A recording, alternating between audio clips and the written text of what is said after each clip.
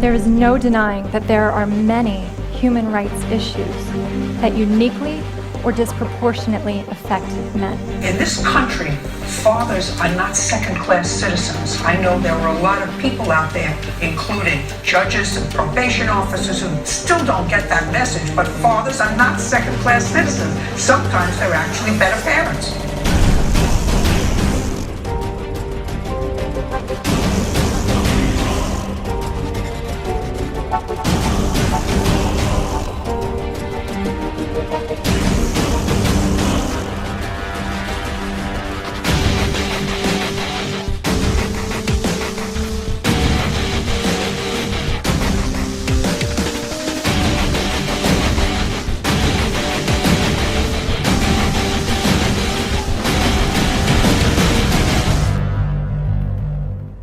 When men are married to women who scream like you, they just want to die sooner.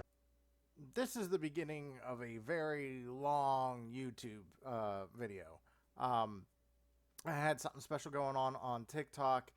I'm sure all of you maybe have come aware of the TikTok Cupcake Mom, the mom who was crying because she had to make her own cupcakes or cake for her birthday because she was a single mom. Well, it turns out the father came out, said that, you know, she doesn't even have custody of their kids. And the story just went wild. Turns out that this woman, Cupcake Mom, Elizabeth Tannerbach, is a con artist, a 3-time convicted felon for fraud. And like the husband came out and said, she doesn't have any custody of the kids. She signed an agreement, or there was an agreement, or a custody determination where she had to do 4 things. And basically it was get a job, get a home suitable for the kids and yourself, and get a mental health evaluation and do what's in that mental health evaluation. And for 3 years, she did nothing but went ahead and made this video about, you know, oh, poor me, I'm a single mom. And she's run scams like this before. Back in 2020, when she was on TikTok, she had a cancer journey. Yes, folks, she had a cancer journey. That turned out to be fake. She faked having cancer. And that's bad enough. But she scammed a whole bunch of people, and the worst of all, her own family. And even told her own kids that she might die because she has cancer. I don't know about you, but that is pure child abuse. To put your child through an emotion like that, basically tell them you're dying, is unforgivable. It's one of those unforgivable things as a parent that you've done. And it's gross. But we do have a long TikTok live. A lot of the family got a hold of me and wanted to tell their story. And the reason they wanted to tell their story was because even though all this stuff was coming out, there's very large creators, one of them being Mama Tot on TikTok. That's her TikTok name, who has 11 million followers, blindly, I will say blindly, just believed Elizabeth's crocodile tears. Because, of course, she came out and said, oh, he was abusive, he did this DV, and he's in Scientology. And just taking anything out that possibly could work to try to keep at bay the people calling her out.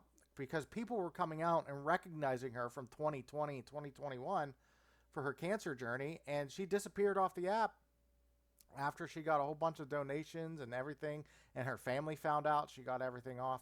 But she ran away with a whole bunch of people's money.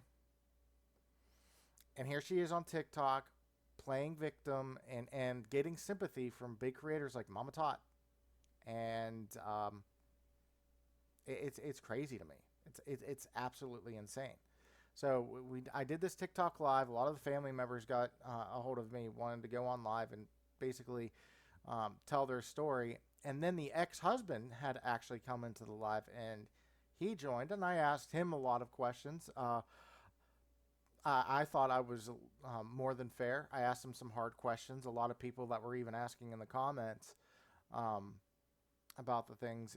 And the problem is, he created a TikTok page basically warning people of her scams, that she's a liar and not basically don't give her money. Well, of course, people were saying, oh, that's a narcissistic behavior because he's attacking the mother of his children. No, he's warning people that she's a scammer. And we can see that she's doing just that. But the reason why I basically had an intro to this was because I had independently looked up all this information.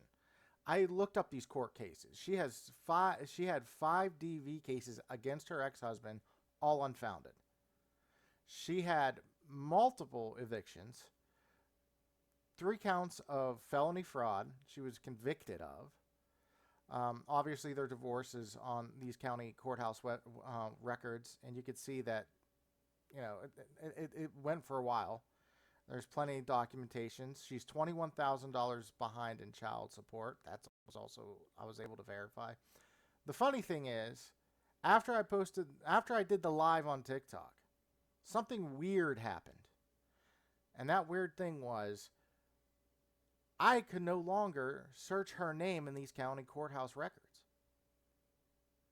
So when I would type in her name, and I do this every time for my work, I have to look at people's records to see if they, has to deal with them owning property, but I have to navigate these same websites that talk about court cases, like judgments, liens, and all that stuff. You could just type in someone's name and everything they've ever been involved in. If they've been involved in an estate, if they've been involved, if they were the defendant, if they were a petitioner, if they had traffic tickets, everything would pop up if you just put their name in it.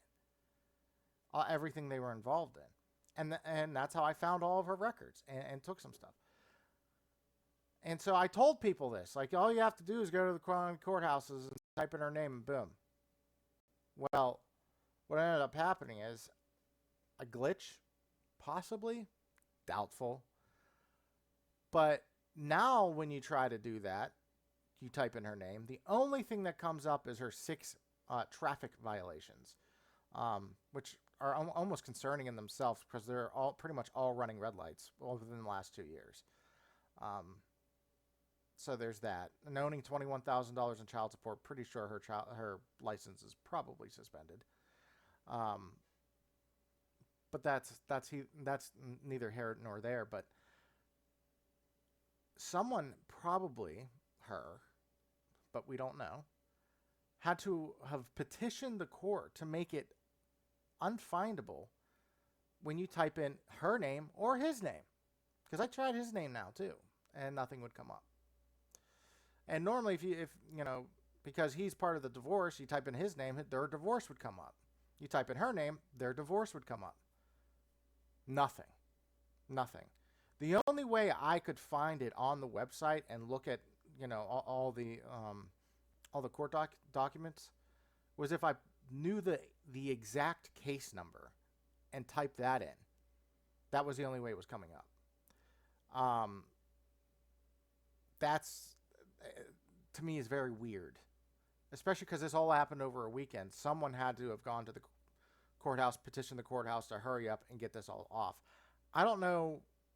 I mean, you can make your own judgment. Who had more to lose by me telling people to just do their own research and go to these county courthouses and type in her name? So, this live was a very long live. I'm uploading it unedited. I'm going to cut off, I think, the last 45 minutes because after that, there was no family members. We weren't really talking about Elizabeth. We talked about a whole bunch of other things. So after the last victim of Elizabeth's leaves the TikTok live is probably when I'm going to end the clip. But other than that, completely uncensored, unedited. And so here we go.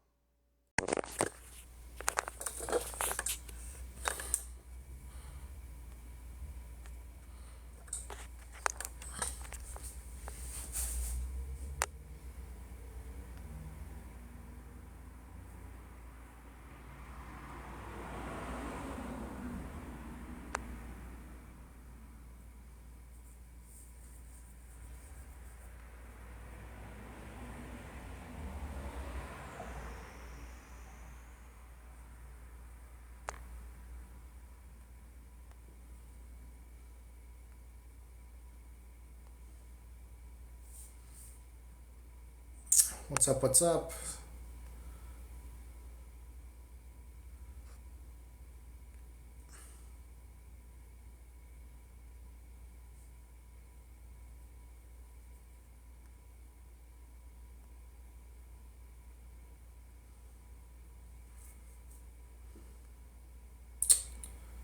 Sorry, just trying to, no, that's not it.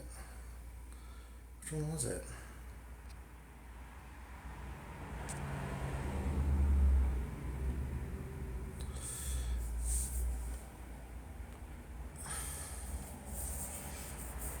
Yeah, so we're going to be talking about this, and we're actually going to have one of Elizabeth's own family members on to talk about this. So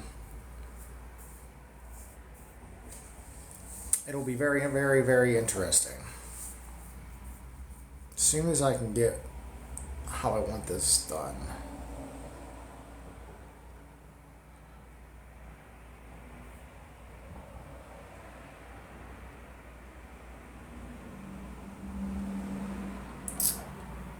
No, that's not it. There we go. That's what I wanted.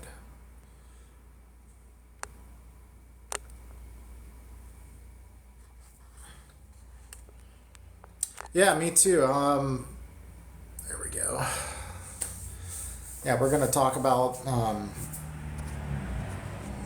this. I got oh wow, almost 300 people in here already.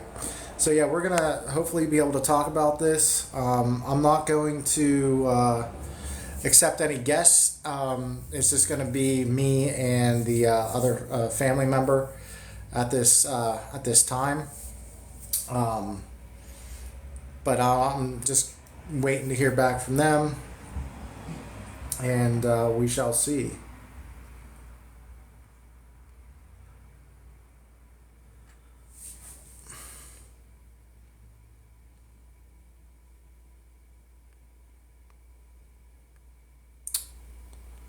Hold on, I'm just trying to send it out to people here.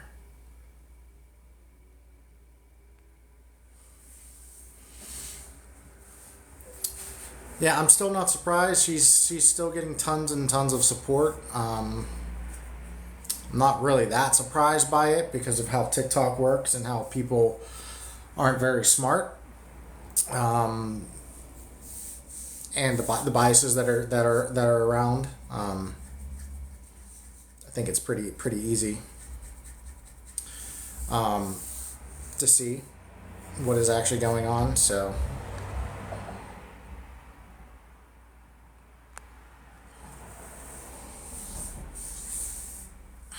Yeah, please like and share to anybody who might be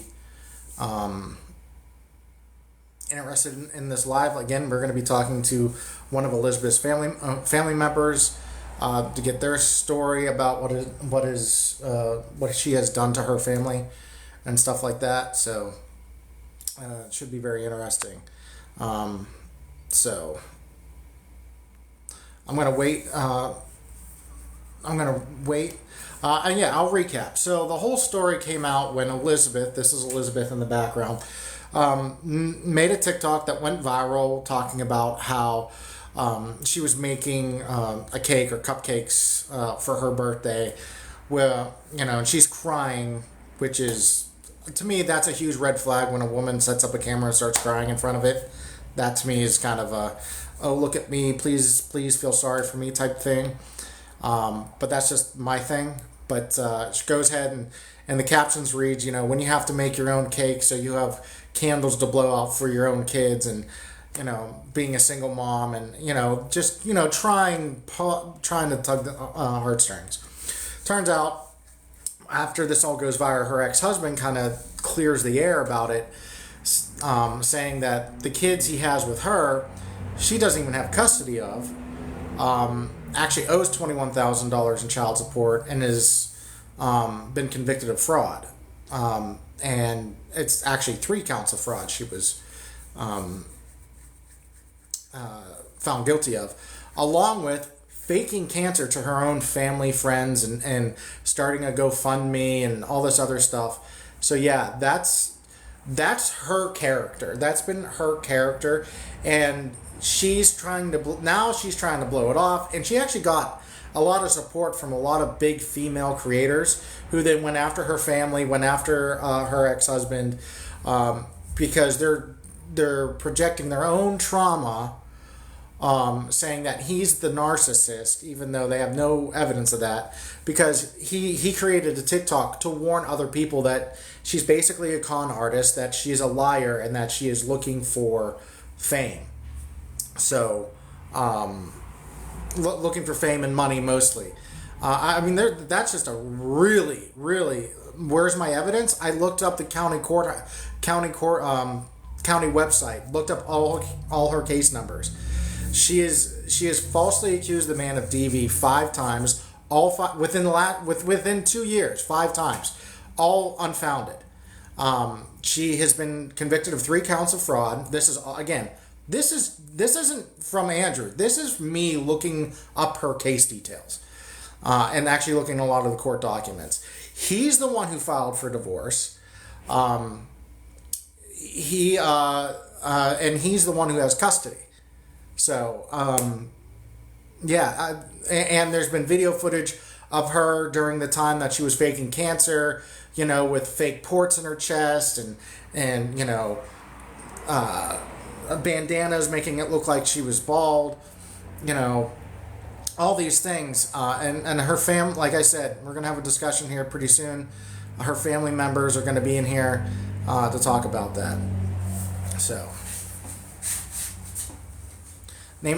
no, it's not her trying to make money. It's her trying to scam money out of people. So, yeah, okay, she's in here, so we're gonna go ahead and invite her in. And another family member looks like.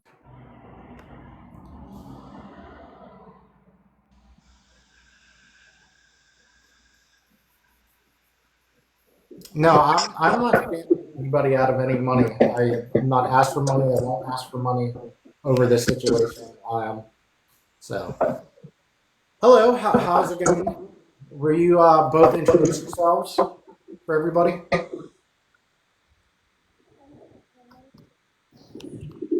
Can you guys hear me well? My name is Jocelyn, and I'm cousins with Elizabeth. Your cousins? Yes.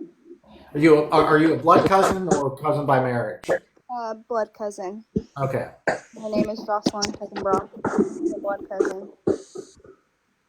Okay, and then we have Autumn Sky. I know she had a lot of stuff going on her account, but I don't think we can hear her right now. Autumn, you might have to drop out and come back in. That might help.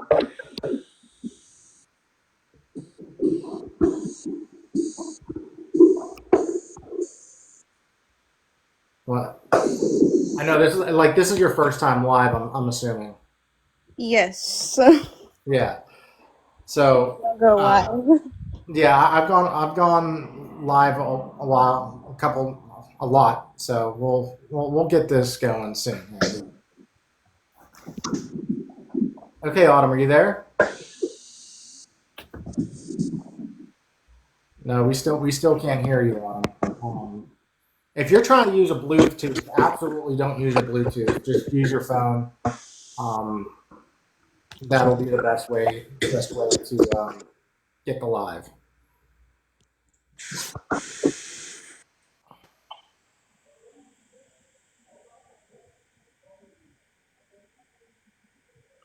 But yeah, we still can't. I don't. Nobody can hear you yet. Try closing out of TikTok completely and then come back in. That might work better. But okay. So Jocelyn, when did Elizabeth and Andrew get married? Do you know the year? I am not 100% sure on that. I do want to say, it was probably around Let me think on that one. I was never invited to the wedding, so I Gotcha. Yeah. 100% sure on that. I would definitely say it was like around 2018, 2019, maybe. Okay. Hi, Autumn. Can you hear me? I can hear you. Can you hear Okay, me? now we can hear you now. Great. Okay, good. All right. So, Autumn, go ahead and introduce yourself. Yeah, my name is Autumn. I am unfortunately a cousin of Elizabeth, and this is quite embarrassing for our entire family.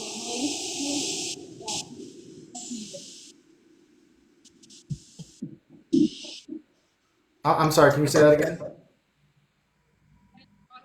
I am Elizabeth's blood cousin on the Tech and Brock side.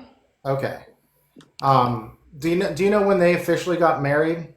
I don't know when they officially got married because they did it in complete privacy. They didn't have anybody there, nor did her family even know, including her mom, dad, grandparents. Nobody knew that they got married.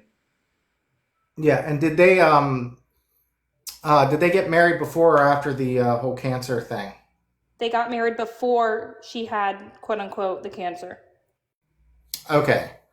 So they were married. So walk us through that. Like what happened? How did she? When did this all start? Jocelyn, you want me to talk? Yeah, you can go ahead. For anybody who doesn't know, Jocelyn is my sister. So it's me and Jocelyn, and we have another sister, Paige. And then we have three brothers. So if you guys are wondering what that dynamic is between Jocelyn and I, we are sisters, blood sisters on the Tech and Brock side. Andrew and Elizabeth got married probably around 2018. Like I said, out of the blue, no one even knew until one day there was just photos of them being married.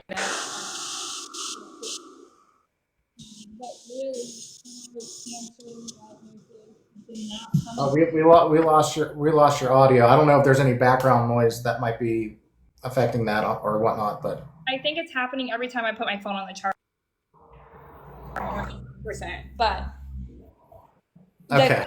the cancer started when she was pregnant with their second daughter. Okay. And the second daughter is now 3 years old? Second daughter is 3 years old, correct? So this would be at the end of 2020 and to the year of 2021. Gotcha. So this is like basically the height of COVID. Yeah, COVID's still going on. Yeah. yeah, in the midst of COVID. So a lot of people couldn't go to OB appointments, etc., due to COVID. Yeah. Okay. So how did you first hear that she had cancer? Or, we know she was faking, but when did she come out saying she had cancer? In the end of the 2020 year, around December. Okay.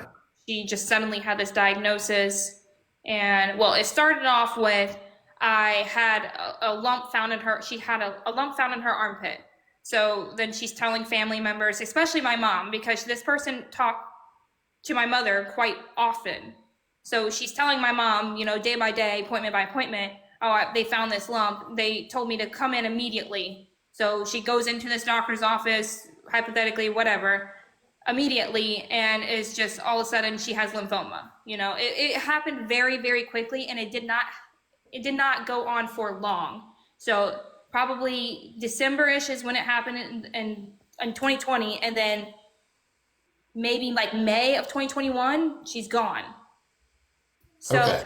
it happened very quickly, and it's very I would say she's a very unpredictable person. So like one day I was getting a liver transplant, and like I'm looking for a recipient for a liver transplant one day, and then I kid you not, hours later, oh, we're having surgery on Thursday. So things happen very, very quickly. Right. So was she trying to elicit gifts and money and like what was that process? What did that process look like? What all did she do to try to get all that stuff? So it began on TikTok, and the whole TikTok like mojo, I guess then, or theme was I'm a stage 4 lymphoma cancer patient while being pregnant. So Okay. you can imagine the sympathy that she got from complete strangers, on TikTok. Of course, you would want to help. So it really Right. started there. And then, of course, the Amazon link came out with the baby registry. So everything on the registry is bought, hundreds of packages at the door, makes a video, post it on TikTok, thank you, TikTok. But then the Facebook page came about. And that was made by her to keep family, friends, TikTok members, quote unquote, up to date on her diagnosis, and she would post there daily. It's unimaginable. You cannot make this stuff up. You cannot make it up. Right.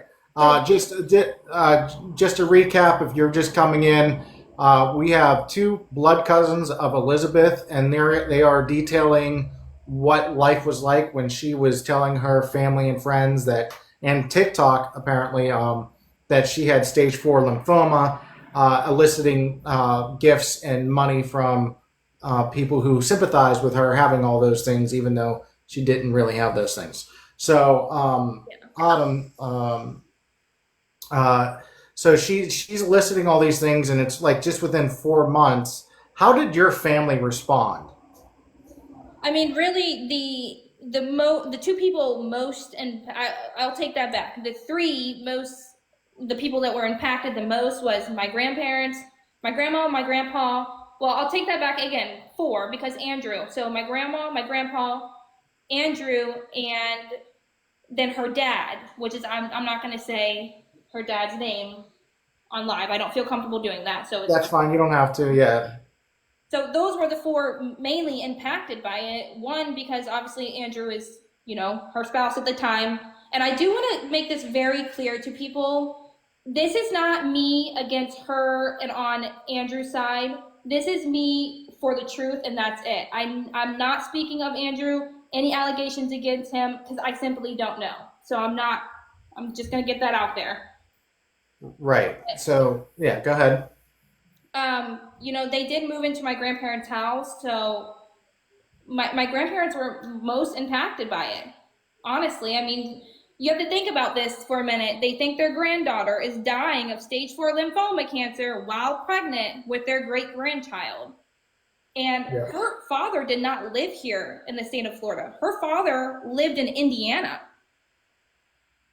Okay. So his whole life was uprooted and moved to Indiana solely off of the fact, or the thought that he thought his daughter had cancer. Gotcha. So I would say those 4 would be the most impacted. Gotcha. Okay. So someone did ask, and I think it's a little bit of a fair question. Do you believe Andrew knew she was faking, or what was? I mean, because I think we're walking a very fine line here. I don't care to get hate. I honestly don't care. I honestly believe at that time, I do not think he knew. And this is why, because the families caught on very quickly, and we started asking questions like, what the heck? Like, what does Andrew think? He lives in the house with her. Does he not know? So we thought of those questions as well. It's not that we just completely overlooked that and never thought that would be an option. But at the same time, you guys don't know that Andrew never had social media at that time. He never had social media. He never had a GoFundMe account until it was mentioned and he was in the room. And, oh, what? There's a GoFundMe account? So we have to keep in mind he was not exposed to everything online that we were exposed to as the family, because we saw it. He did not. Okay, so you believe that she was even doing this kind of like behind his back, almost? No, 100%. Well, no, I'm not sure what the question is, because he knew that she had cancer, quote unquote. Right. But so he fully believed. I don't think so. So it is your opinion. Obviously, we can't know the mind of Andrew, but right. It is your opinion that Andrew truly believes she had cancer, and she was kind of also lying to him. I do, yes. Until he started to figure out on his own what things aren't adding up. Okay, so, and obviously she has 2 older kids, two different guy. Yeah. So she has 4 kids total, just 2 with Andrew. she must be telling her kids these things too, that she might die. Oh, most definitely, because I mean, her oldest one is like 13, so we're going back just a few years ago. So he is definitely has like the brain, like the capacity to understand, hey, mom's sick. You know, it's not like he was a 1-year-old baby at the time. So yeah, he most certainly knew. I mean, he was there. Yeah. I mean that's. Is this the first time she did anything like this? Has this always been her personality, or has this been kind of more of a in the last 5 years or 10 years she's been acting this way? No, I would say it would be never to this magnitude. No, never to Okay. the magnitude of the cancer. Gotcha. But I mean, she ran from things from Indiana. You know, you can find that on your own. You can search that on your own. So it was kind of always in her nature, but not to that magnitude.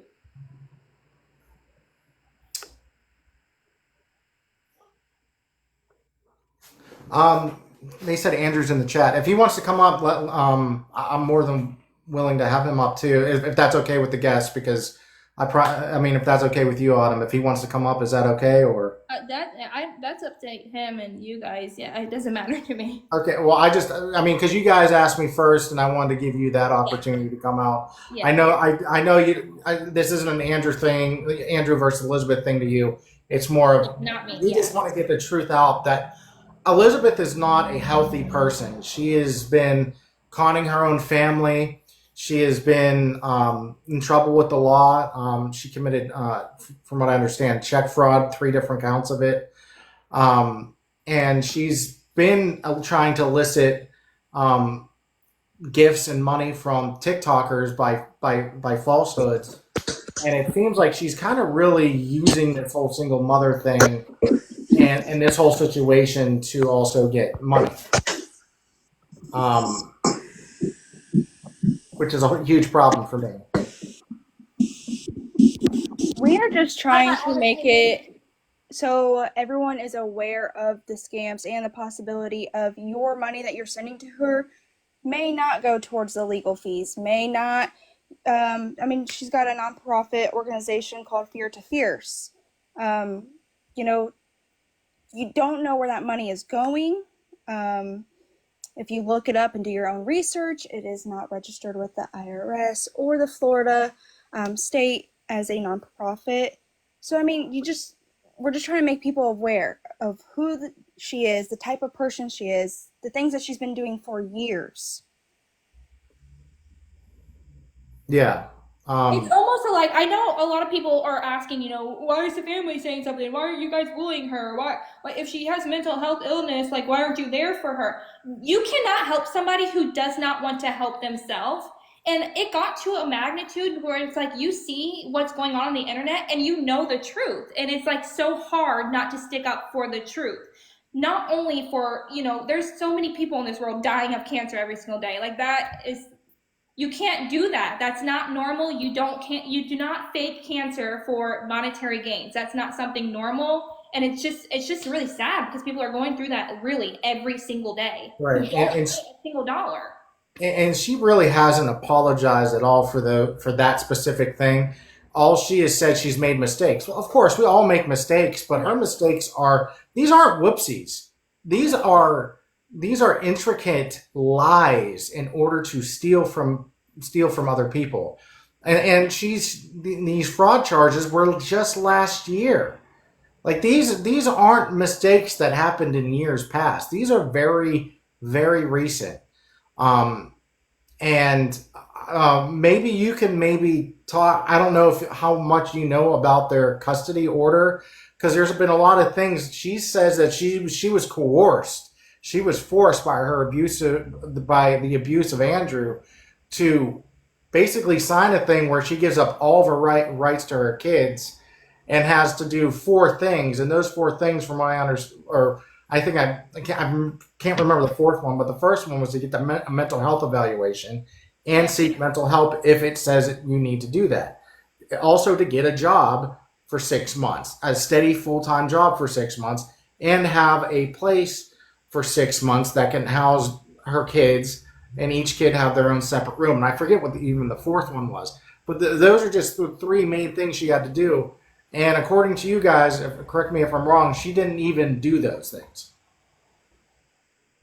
Here's a question I want everyone to think about, and I'm not here to convince anybody.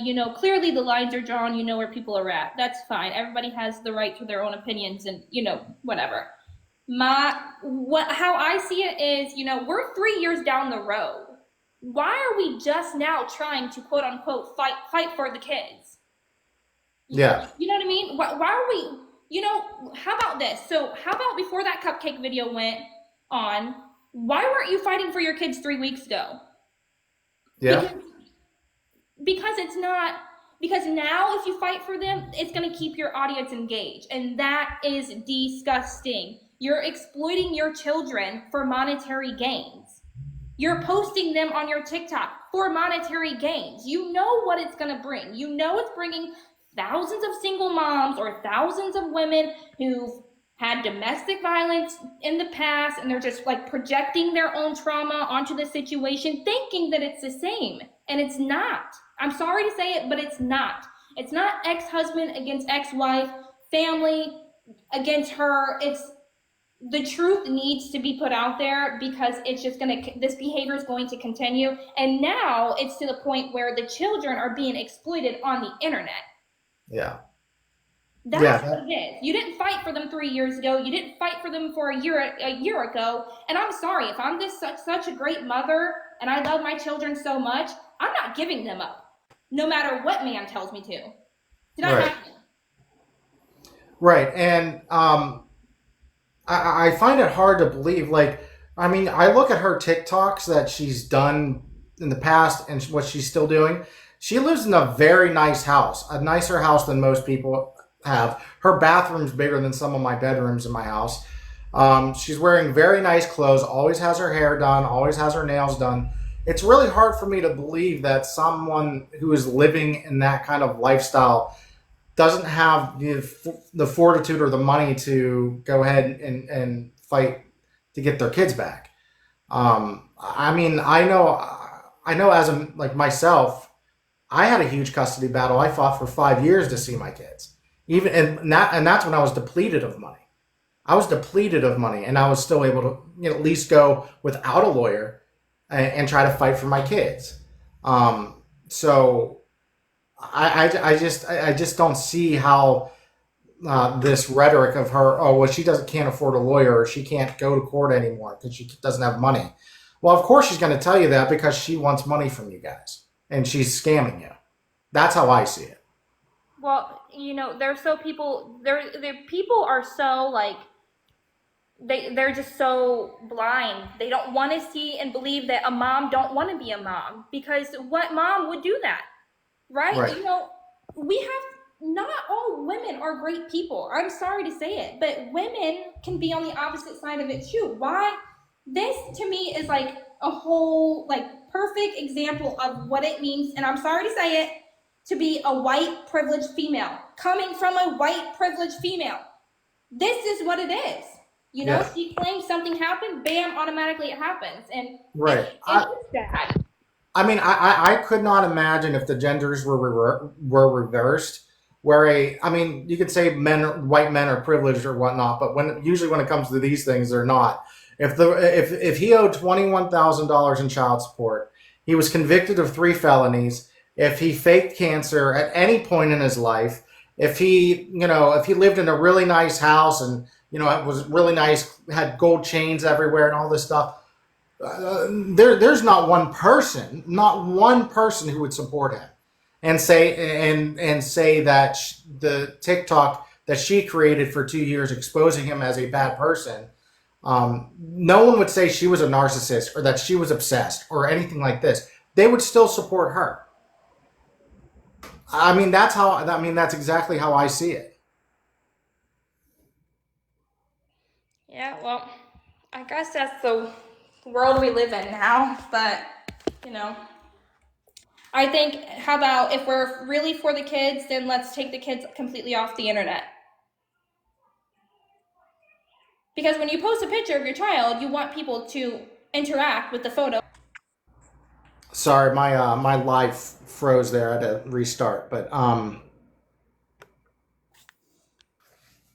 yeah, I just don't see it ever. If a man was in this position of ever getting any type of support whatsoever, nor do I think he should.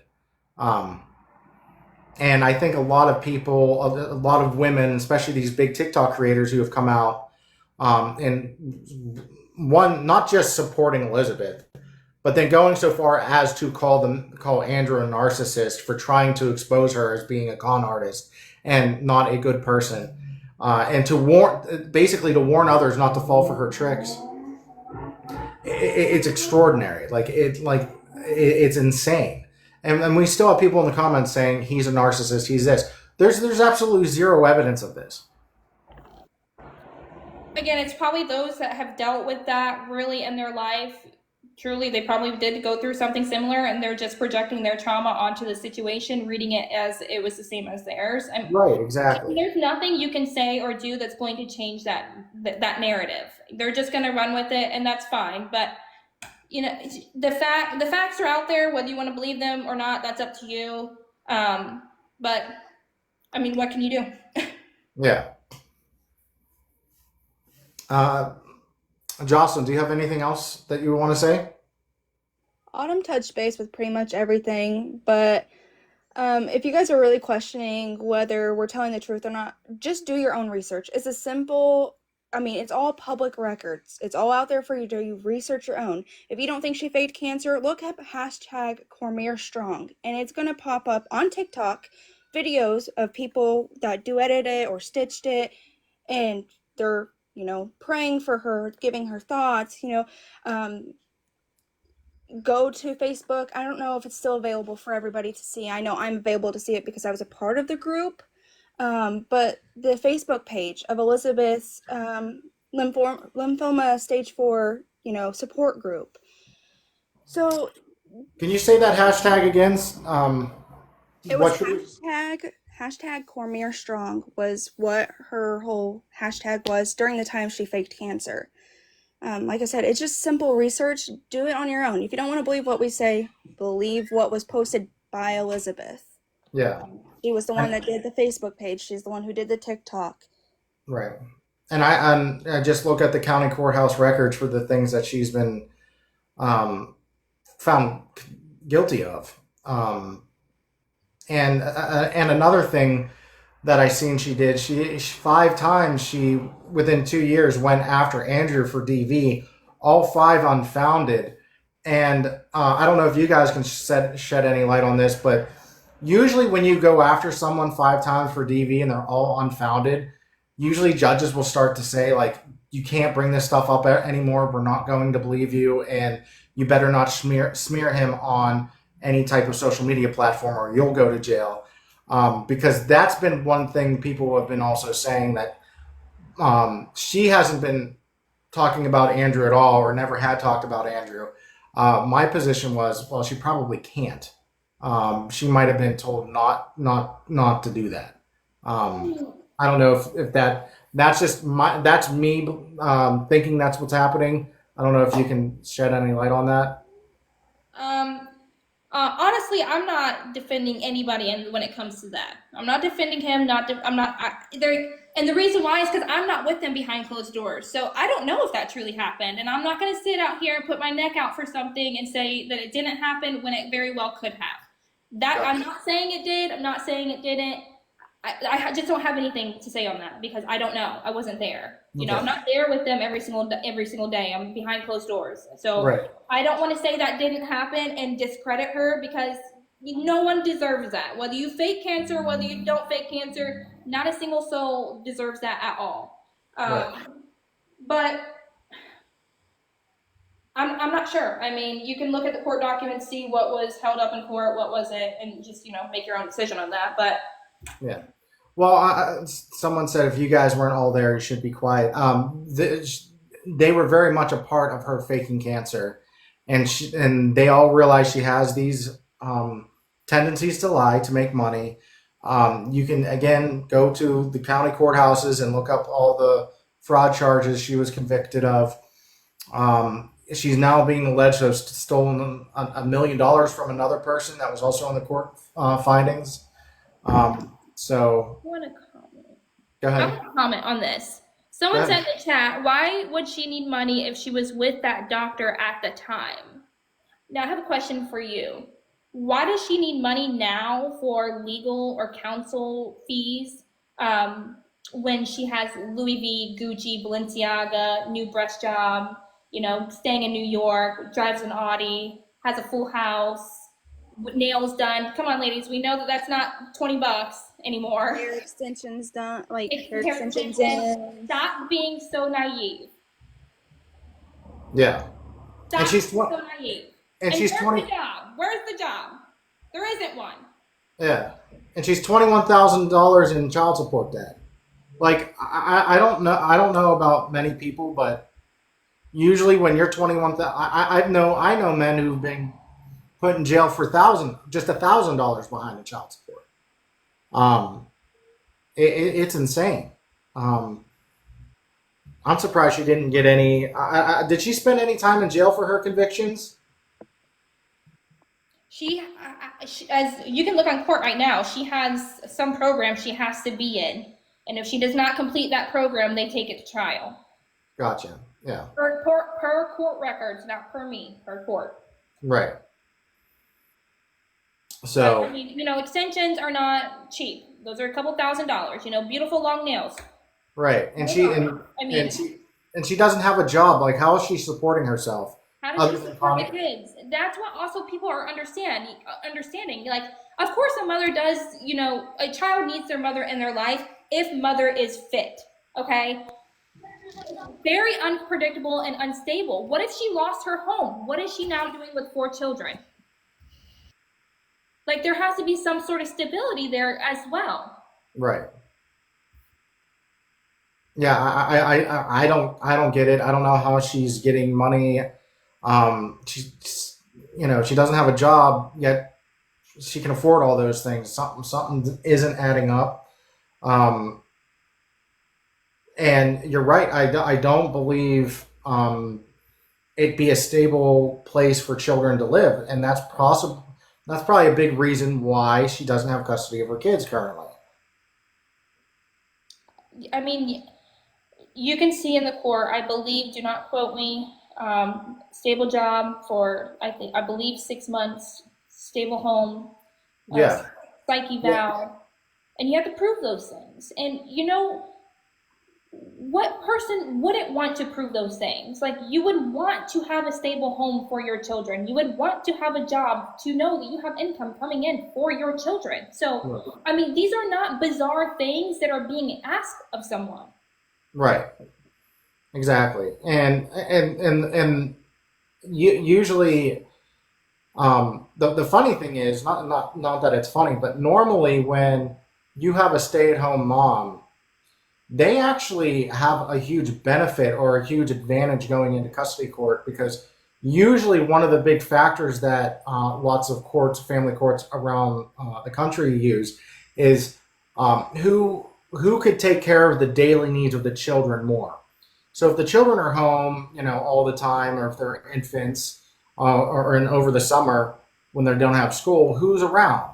Well, a stay-at-home mom would be around. So usually the courts will award the children to a stay-at-home mom, and then award the mom a huge amount of child support to be able to afford to take care of them. But that's not what happened here. It was completely the opposite, which is very extremely rare for a stay-at-home mom to lose all custody, where a working dad gets pretty much 100% custody of the kids. That's basically unheard of unless the mother is unfit. The court determines that. But again, according to her, she said she signed that agreement because she was forced to, which I think is a crock of shit. So in one sentence, we're saying I was forced, this is what I was told I was going to do, I had to do it. That's one sentence. Another sentence, I would do anything for my kids, I love them, I love being a mom more than anything.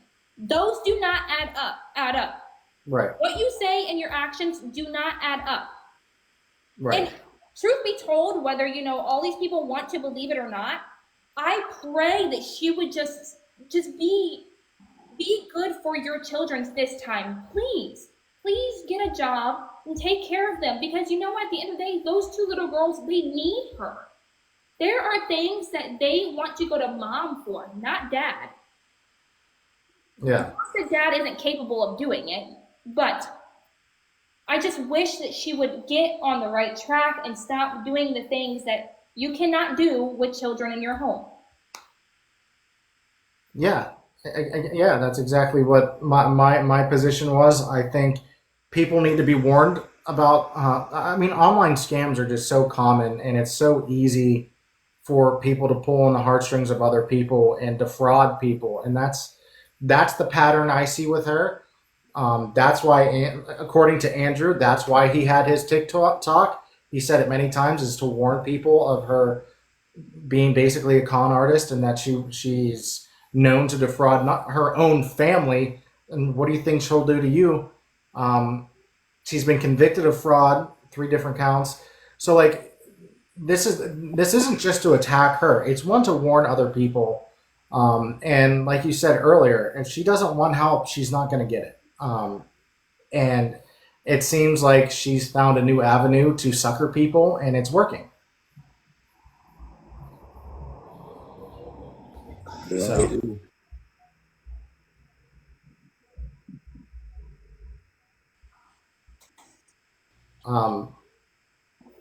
It's so strange to see people go on the internet and speak on something they know absolutely nothing about. And then it's also strange that, like, if you're a victim of something and they don't agree that you are a victim, it's like they say the craziest things ever. It's insane. I don't understand how some of these people think at all. well, I mean, we talked a little bit about it. A lot of it, this is projecting. Women who have not really dealt with their own trauma will just assume any woman who's crying and pointing abuse to a man, then they'll just project that man was the person who abused them. And that's exactly what's going on here. There is absolutely zero evidence that Andrew's the narcissist here. In fact, he never even stitched any one of her videos prior to the Cupcake one. Like, he didn't. He had a TikTok for 2 years, not one stitch of her ever. He did try to warn people about her, but never really stitched her. So until this Cupcake thing. So I think it's laughable that people just want to label any man a narcissist. It's kind of the whole new thing. It's kind of a cool thing to hate on men and to call all men abusers and all this other stuff. And now that's hurting his kids, like their kids. Because I'm sure he's getting a lot of hate, and they're calling his employment, like trying to get him fired or try to get him to lose clients. That hurts the kids. If he doesn't have any clients, the kids suffer. That they starve. They're the ones to suffer, not just him. So you're hurting, and these people are so dumb that they just go ahead and do these things. Not only just believe it, but then go ahead and try to destroy a man's life who has full custody of 2 children that he's responsible for. Question.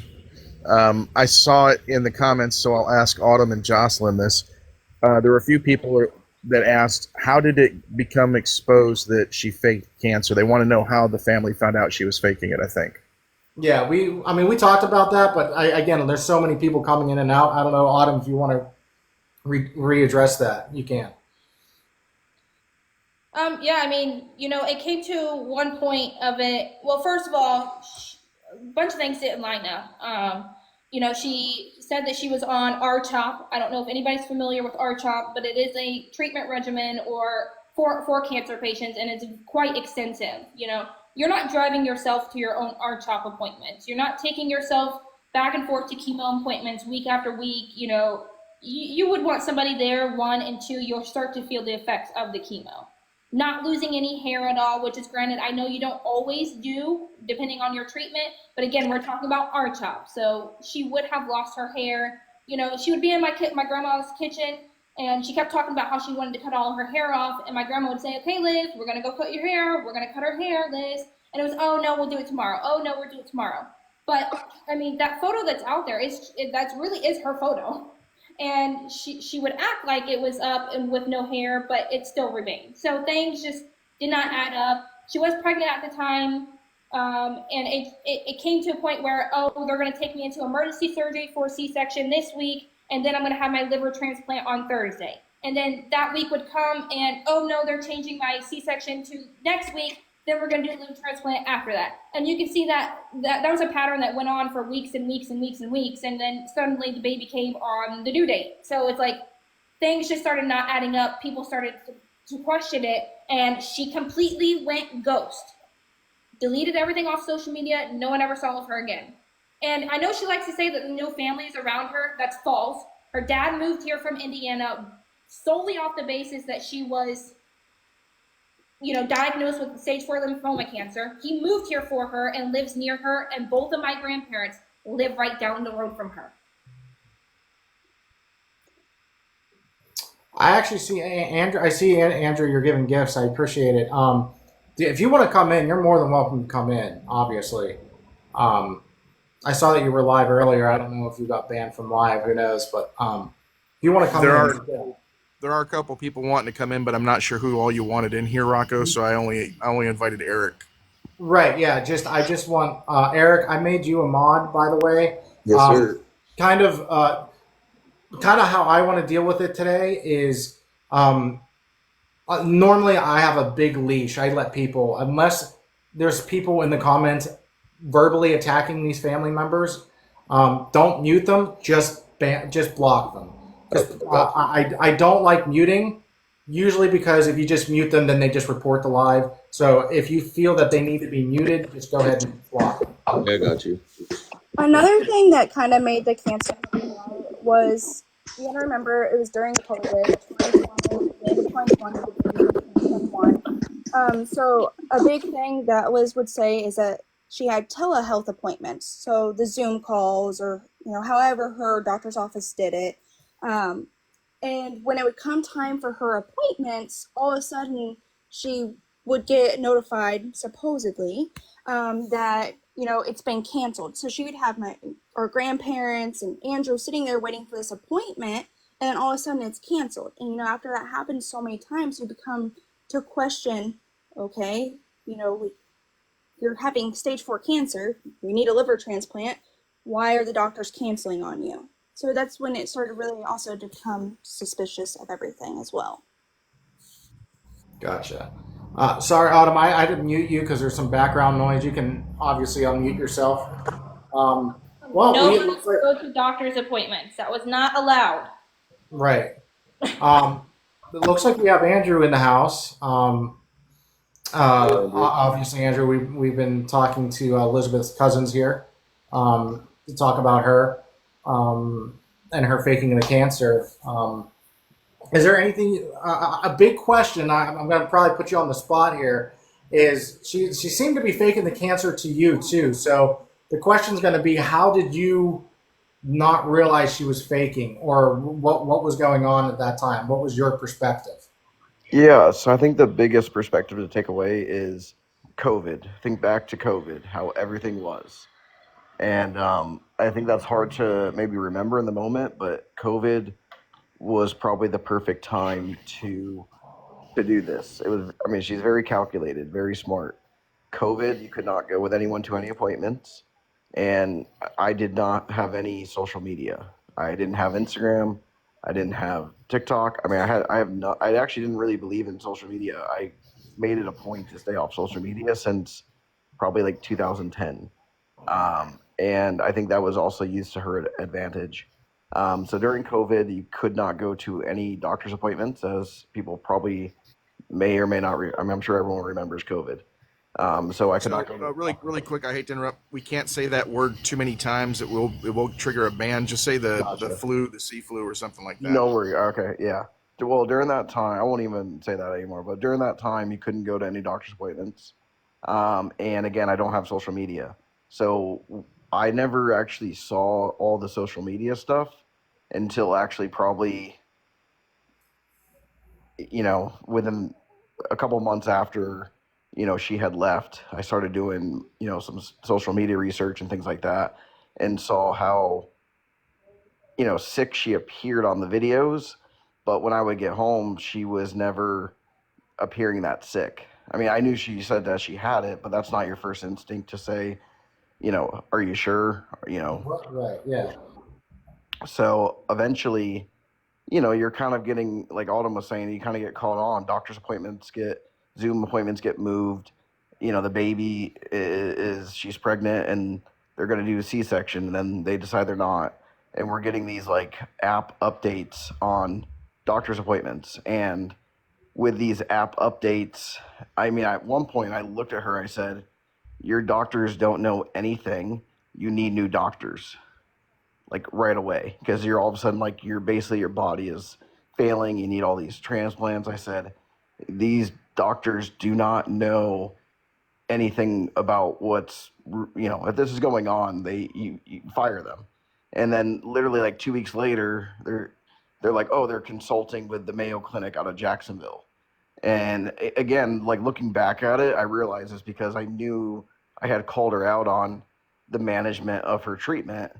And to hide it, she basically, created new doctors that were more equipped and more aware of, how better to serve her. So those are the two things I'll say: is the social media aspect of it, where I didn't have it. So I'd get home and she behaved one way. I saw the video where she said she couldn't even get up to go to the bathroom. Obviously, when I get home, like she's, doesn't seem like she's 100%, but she definitely is like, not just laying in bed. And Right. then, so the thing that we won't mention, but during that time, again, it's all done on app and Zoom. And I mean, I think back now, I drove her to the hospital and she must have went in and literally just sat there and like took pictures. Like, I don't even know. But I mean, I would drive her to the hospital. I had to wait in the car. Like, what a waste of time. I mean, she has no problem wasting anyone's time. I'm assuming this is probably was a big thing that led to your divorce that you filed. I'm assuming. Yeah, so honestly, she's all about, once you're onto something, she will create something else. And so, during that time, the next, once things were kind of, I was kind of over that whole aspect, and obviously like seeing everything that was transpiring. Um, I don't know how to say, like, she created this, but we ended up having to move in with her grandparents. So like all of a sudden, our lives are being whirlwind around from, do you have, cancer? Do you not have cancer? To like, where are we going to live? So now your focus is like shifted on something else. And, she's really good at changing it up. Yeah. And so, when did these fraud charges come after your divorce was finalized, or? So the moment I filed for the fraud, you talking about the check fraud? Yeah. Yeah, that was actually just like last year. So our divorce was finalized May 3rd, and apparently she still had she had a warrant out, I guess, early like February or March, and Right. she wasn't really arrested until April, or I'm sorry, until August. But yeah, so she this was well past, we never had a joint bank account. She intentionally defrauded the bank, and that's what led to the Right. 'Cause it was a. I think she said she tried to tell her followers, from what I understand, she tried to tell her followers she just wrote a bad check. And when Right. you write a bad check, you just overdraw your account. They charge you like 30, $40, whatever it is, and that's it. No, this was like writing fake checks. That's a completely different thing, from what I understand. So Yeah, there's she right.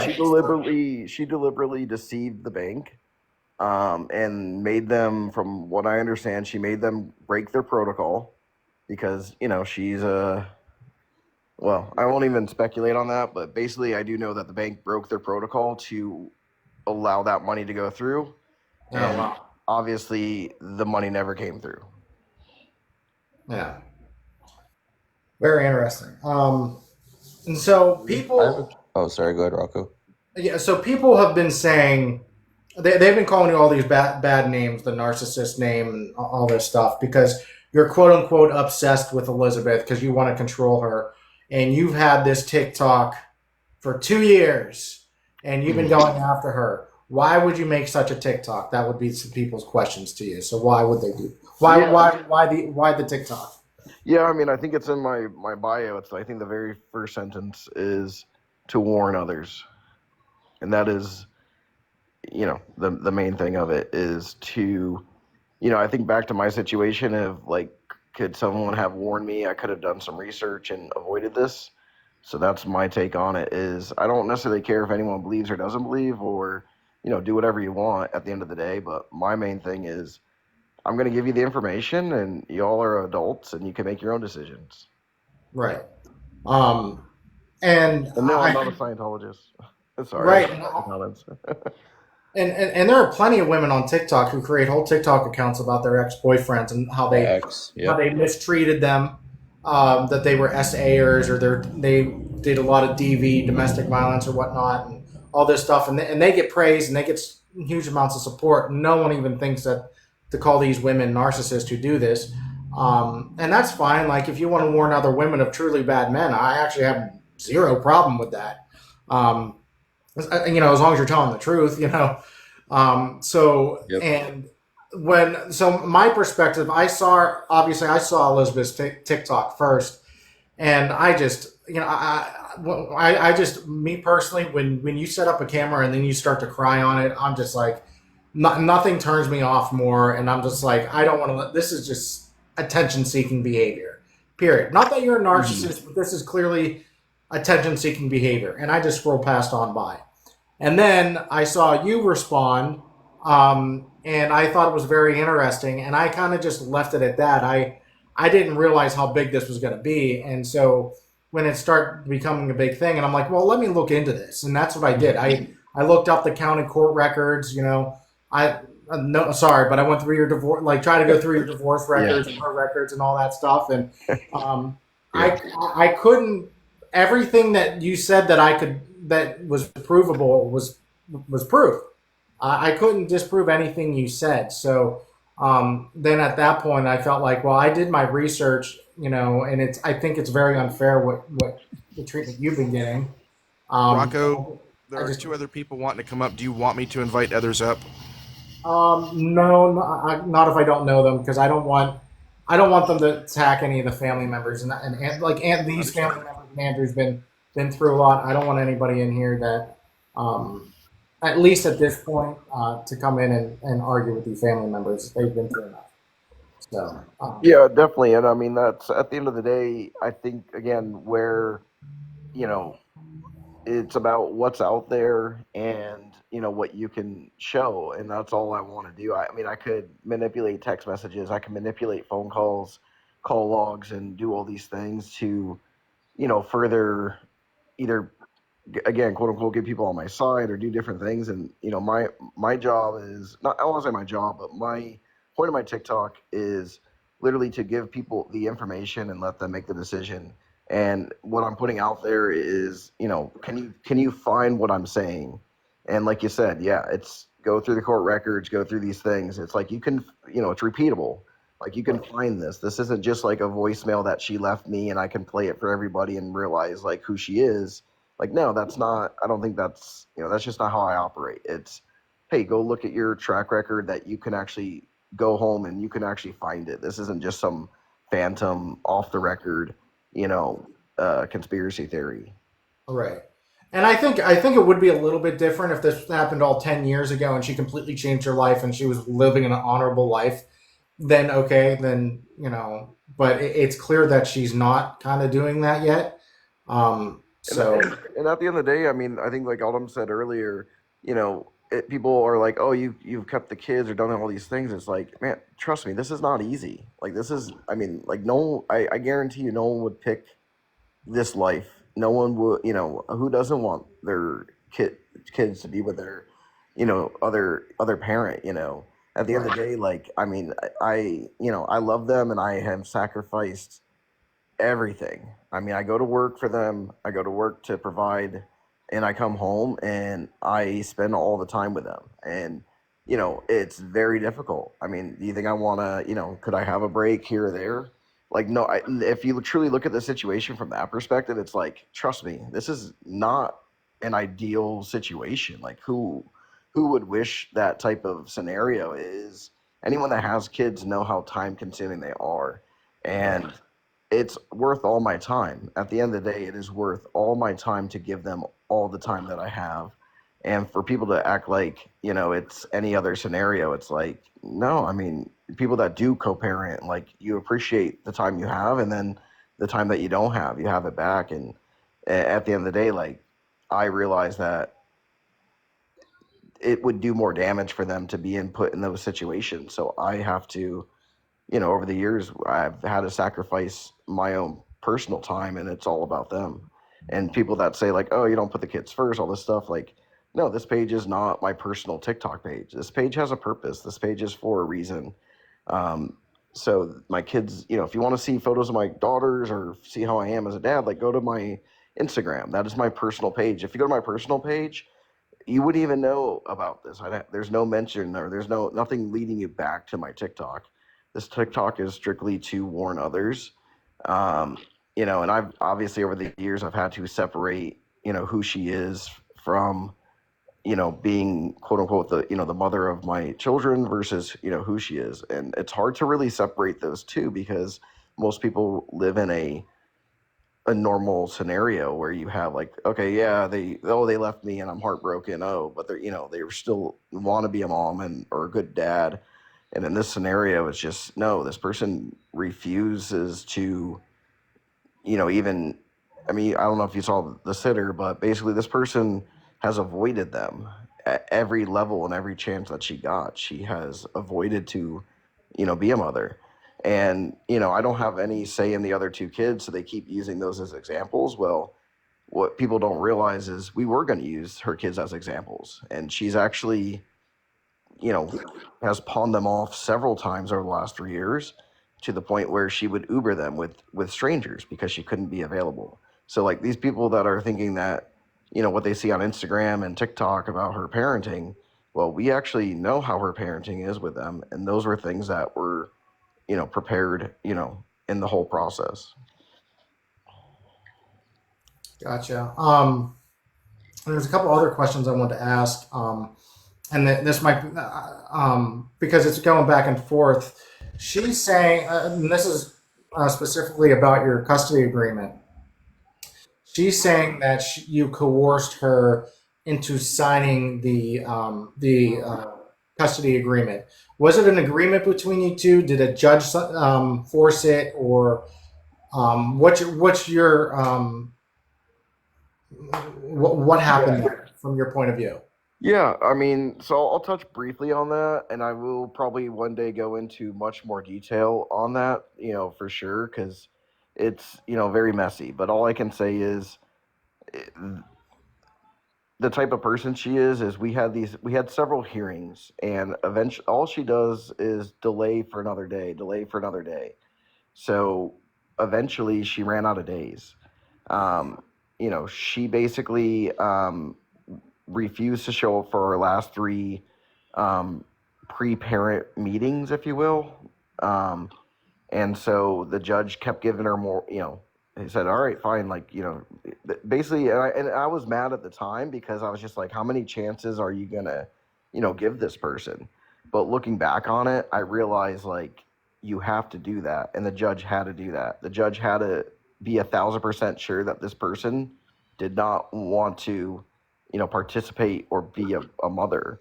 And so by the fourth, fifth time that she refused to show up, and told him that she was in the hospital, you know, he asked for a hospital record. And at that point, you know, obviously, you know, she never was in the hospital. So she had to make a decision. Do I falsify a document to a judge, or do I just, am I out of days and this is the, you know, the right thing to do? Gotcha.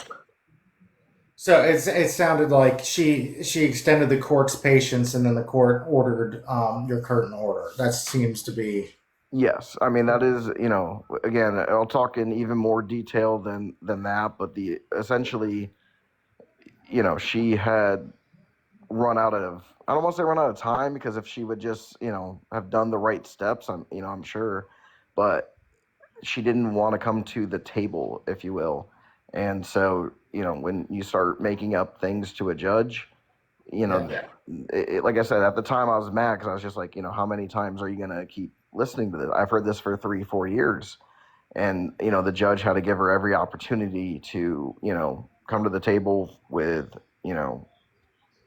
her, whether it was an attorney or herself, just be present. And she could not even, show up. So, at the end of the day, like, she had to make a decision. Do I keep lying to a judge, or, do I, like, essentially this had to, eventually had to end. She couldn't, keep delaying it more and more. Right. Um, okay, so here's another question for you. This is another thing that's going around. And if you don't want to answer any of these questions, that's fine. I'm no one special. So, you've been accused of being a Scientologist. Are you? Like, how did that come about? Yeah. Um, so because of the website, I know that everyone thinks that I've created this website. I mean, I will say that the thing with the website is, she, as you can tell, I'm not the only person that, she's done this to. She's been doing this around our area for a while, and it was a matter of time before, she found someone that is really good at, creating websites, if you will. Look at my TikTok page. Like, I mean, it wasn't presented in the best of ways. Um, and look at the website. I mean, they are two totally different. I wish I could have made my TikTok as effective and organized as the website. So that, I mean, that should be enough to show someone that, I didn't create it. But there's something in Scientology that's called third party law. And third party law is essentially saying that if two people, in order for two people to have a conflict, there has to be a third person involved creating it. And so that theory I learned in some business classes, because as a business owner, you have to understand how to resolve conflict. And although that is a, Scientology, theory and background, it is very relevant to everyday life with just even co-parenting. It's everyday life with your kids. Like, that is an everyday life scenario, but you can apply it to business practices. And that's where I learned that theory, but it was applied to a business that I was running. So you have to understand, when there's conflict, there is a third, person, or a third party that is creating that conflict. Because if you and me have an issue, if we sit down together, we will probably figure that out. But if you talk to a third person and they're telling you that I said all this stuff, and they talk to me and they said you said all this stuff, well, eventually we're just going to have issues, and we're not going to talk to each other, because I heard that you called me this and that, and then you're going to hear that I called you this and that. And if you don't understand that concept, then a lot of problems will exist. And so the long story, or the long answer to this, is that I know that theory, and I learned it through business classes. And the people that built this website, that were scammed by her, contacted me, and I explained to them this theory, and I said, this is what she does. She will constantly manipulate people and put people against each other so they don't talk. And so I guess, how people have thought about Scientology being on this website is because of that theory. And again, the people that created this website, they don't just want it, a hearsay thing. They don't want it to be, well, this is just, a theory of third party. Here's where you can go and find that, example of that, how that third party works. And again, because it is a Scientology underlying teaching, but it applies to all aspects of life, that's the only place you can find that type of information. Okay.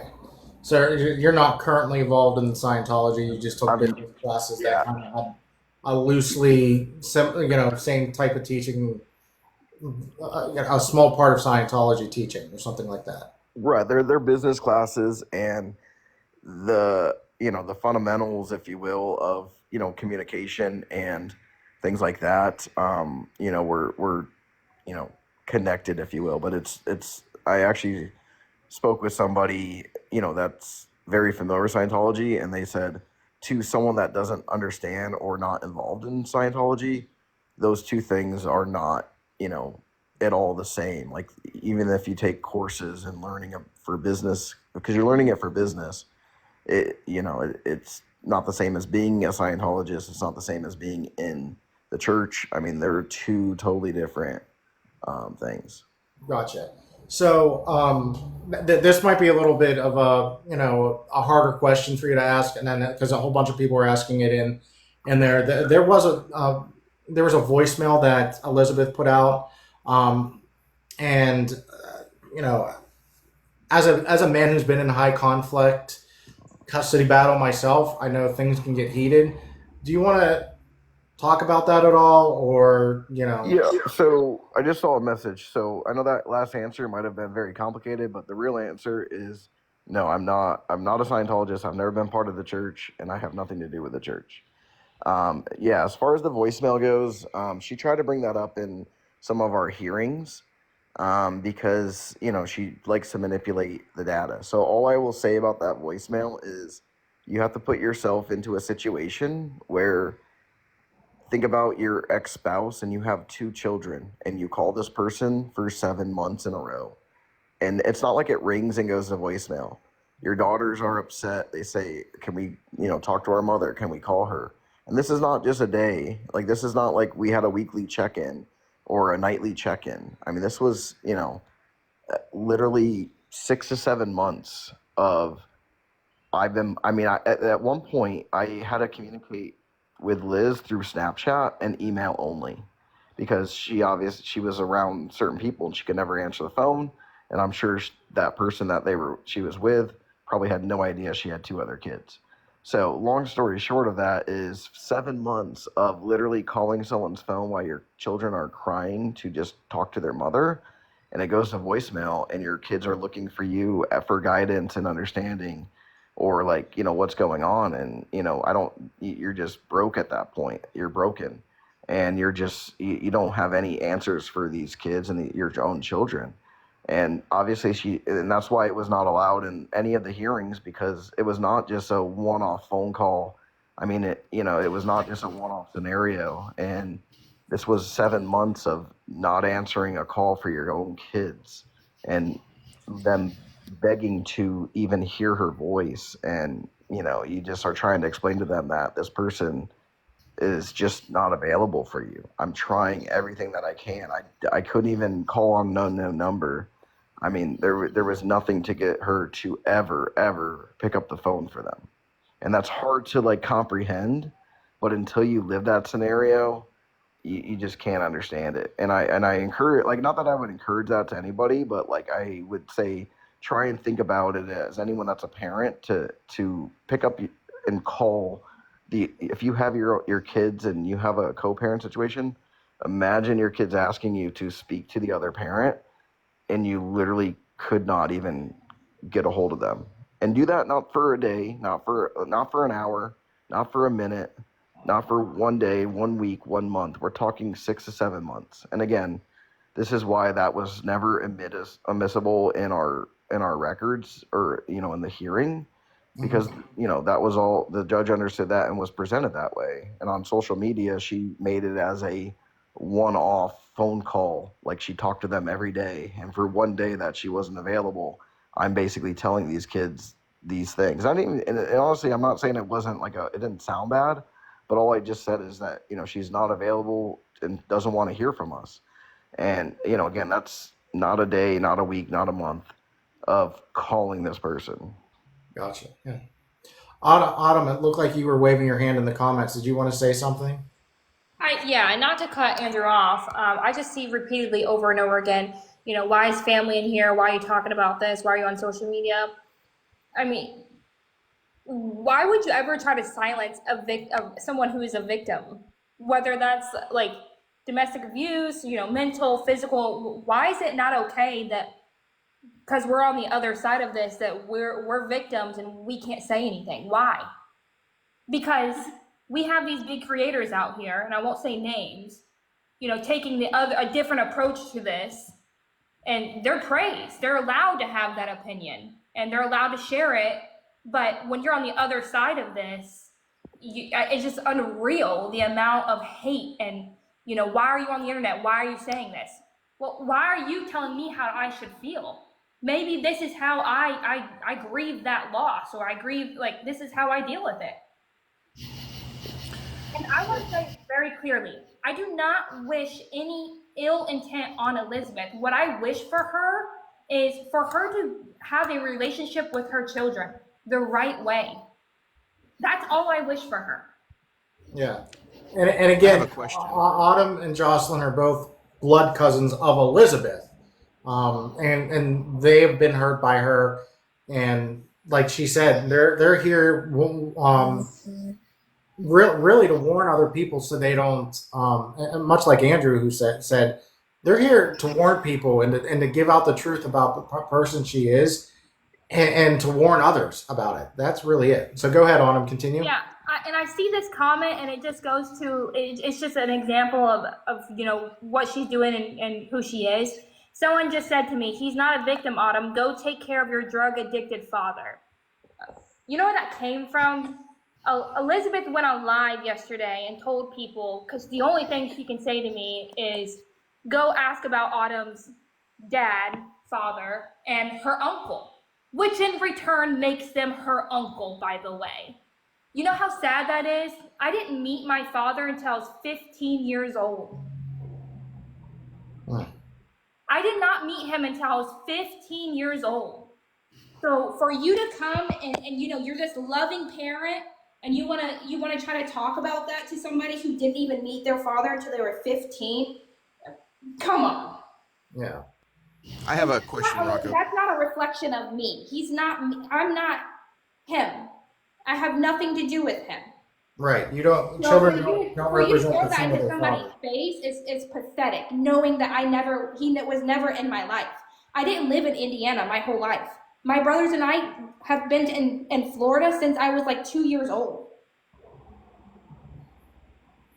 So it just baffles me that as a parent she would say that. Yeah. I'm not surprised. Go ahead, Tex. So I got a question. It's probably more for Andrew. And just for context, Andrew, I do men's content and support men, and I also was a police officer for 10 years. And looking through some of the receipts that were brought about the unfounded allegations and things like that, there was a question on why she was not clapping back or saying negative things, or at least up to a point. And my thought process might be she's made so many unfounded allegations. She's got so many things that we might not even know about that took place. Is there a gag order on her where she has to maintain a certain level of I can't say shit or I'm going to get in trouble and go to jail in place on her? Is there something to that effect on why she's been, at least up until the point from yesterday, where she's been kind of not really attacking you per se as far as certain things, but is there a gag order in place on her because of her behavior in the past? No, I mean, there's nothing official. I mean, I do know, well, I don't know that for a fact, but I do know, like, I think you were touching on, someone was mentioning earlier, because there's been so many that are, been falsified. I do know that, it has been, not that, I hate to say they don't take it seriously, because that's never, like, an okay thing, but because there has been so many and who she is, they are aware of her, I guess you could say. But no, there's no official gag order. And the flip side of this that people don't think about, I mean, there really should be a gag order with her, to be honest. But the flip side of this that people are, like you said, I've seen the comments, well, she's just doing nothing and doing, she's just doing this and doing that. To flip this on its head is, think about this as maybe she's doing that because she doesn't want you to know she left her kids. Maybe she doesn't want you to know that she left her husband. Maybe she doesn't want you to know, these things. So it's actually the opposite. Like, it's not that there's a gag order in place, but she actually doesn't want to bring attention to who she is and who, when you do the things that she's done, you have to actually vacate your life. You actually have to create a new life. And it's hard to put that into a box or context, but she has had to go to a deep place to continue and move on and live a life where she has to forget that she was married and she has two other kids because she has to keep going. And so for people to say like she's just out here doing like there's no content about me, that's by design and that's on purpose. Like why would she want you to go look up her ex-husband? Because guess what? You're going to find out who she is. You're going to find out she has two other kids. So it's actually like it's hard for people to wrap their head around that, but the real reality is she doesn't want you to know her previous life. Just like when I met her, she didn't want me, she came from Indiana and these things, but she doesn't really want you to know, all the stuff that she's done. So she actually keeps these lives very separated and would actually, like, she doesn't want me to be, seen in the public or seen, so it's more that way. Does that make sense? Yeah, I mean, yeah, that does. Um, so I mean, she has these two other kids. Where are those kids' dads? One's in Indiana and one is here. And do they have custody at all, or see them at all, or? So I know she has shared custody with her daughter with the dad that's here, and I don't know her arrangement with her oldest and the dad in Indiana, so I can't speak too much about that. Gotcha. Okay. Because I mean, that was another question people were asking if they see that she has custody of her two other kids, but not your two. So to some people that seems fishy, but it's really not. Like it's the every situation is completely different. Um, so it's very simple for someone to have custody of one kid and not have custody of the other kid, especially since she seems like she was going through like the worst of it when she was married with you, with the faking of the cancer, the fraud charges and whatnot. So Yeah, I mean, as far as that goes, like, unfortunately, I don't have any, say on, went through. It's up to them to go through the process if they feel that they need to. I mean, I personally felt like they should have, but you can't, force anyone else to, make decisions. So it's not so much that, you know, yeah, like what you're saying, but it's more or less like it's up to that parent to step in and say, hey, I want to, I don't want to say fight for this, but they have to want that as well. right, exactly. So um, there was a whole bunch of other questions I want to ask you. I'm sure I'll think of them. But did Autumn have to go, or I see that she dropped out? Jocelyn, are you still in here? I'm still here. Okay. Is there anything you wanted to add to any of this that we were just talking about? I just really wish that people would go do their own research. You can say that we're in this to bash her, we're in this to do, whatever scenario you want to make up of us. Just whatever. Yeah, everyone has their own opinion. Um, but if you just do your own research and go into all the scams that she's held, I mean, she has one right now, the Fear to Fierce. You can look up the website. Um, you know, just do your own research. We're just trying to warn you guys before you put your money into her and it doesn't go anywhere for the kids or not necessarily the kids, I shouldn't say that, but for, her legal case, or the domestic violence organization she has. Just do your Yeah. own research. Andrew, are you aware of any legal filings she's made for custody yet? Has she made any? No, not to my knowledge. Gotcha. Well, I know. I mean, to be fair, it does take a while. It takes could take weeks for it to ever get to you. So it's not surprising if she did do anything recently that you wouldn't have gotten anything. But I have a feeling. I have a feeling you won't get anything. Honestly, so I've been, obviously since all this stuff has come, more out, I was very I won't say worried, but I feel like this is the next thing for her. So Right. if she wants to go back and do all that stuff, and then she can present to a judge, and again, if that's what she wants to do, Right. she's welcome to do that. But It's unfortunately, it's an right. uphill It's gonna battle. right. It's gonna be a very. I mean, if she really truly wants to do that, it's gonna be a really bad uphill battle for her, especially since she hasn't been fighting for 3 years. She didn't do what she was supposed to do in the court order to begin with.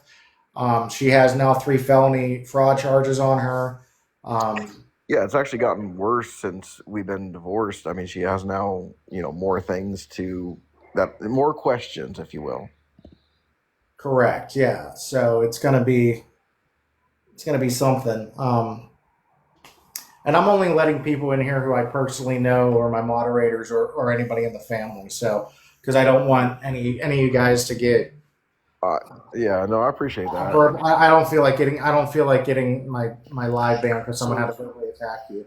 Really quick, I just want to clarify in my own mind the reason that she's not able to see her kids is because the judge has issued an order that she has to fulfill certain requirements, including a mental evaluation, in order to see them, and she is refusing to do that. Is that a correct assessment, Andrew? Yeah, I mean, I think in the black and white terms, yes, but I do think that at the end of the day, how do I phrase this?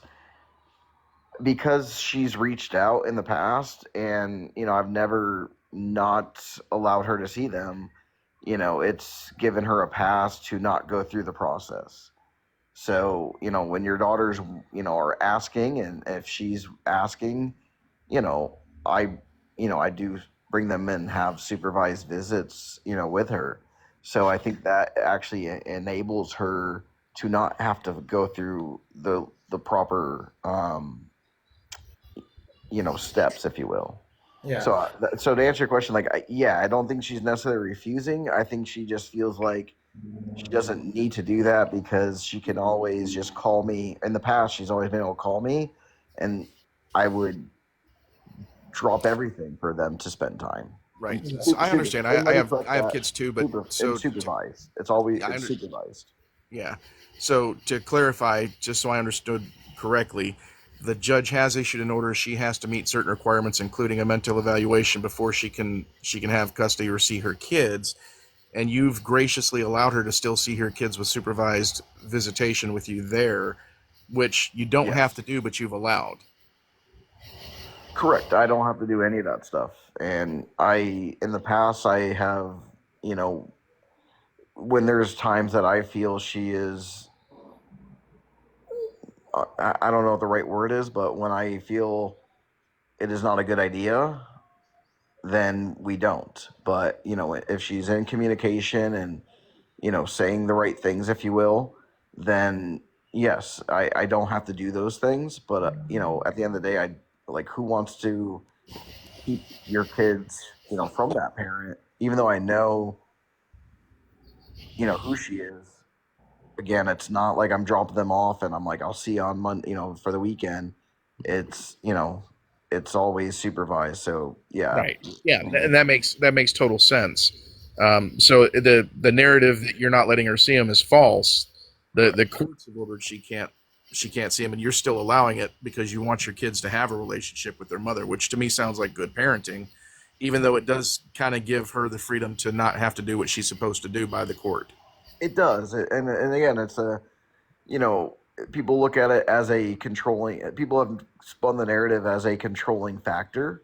Like, oh, this is used to control her. Well, it actually, and again, all these things are spun just such a fine line. But no, it's actually to control, in my opinion, me. It controls me because she knows who I am, and that I would drop everything if she said that she wanted to. Like, I mean, I would love nothing more than that because she spent 3 years not picking up the phone calls.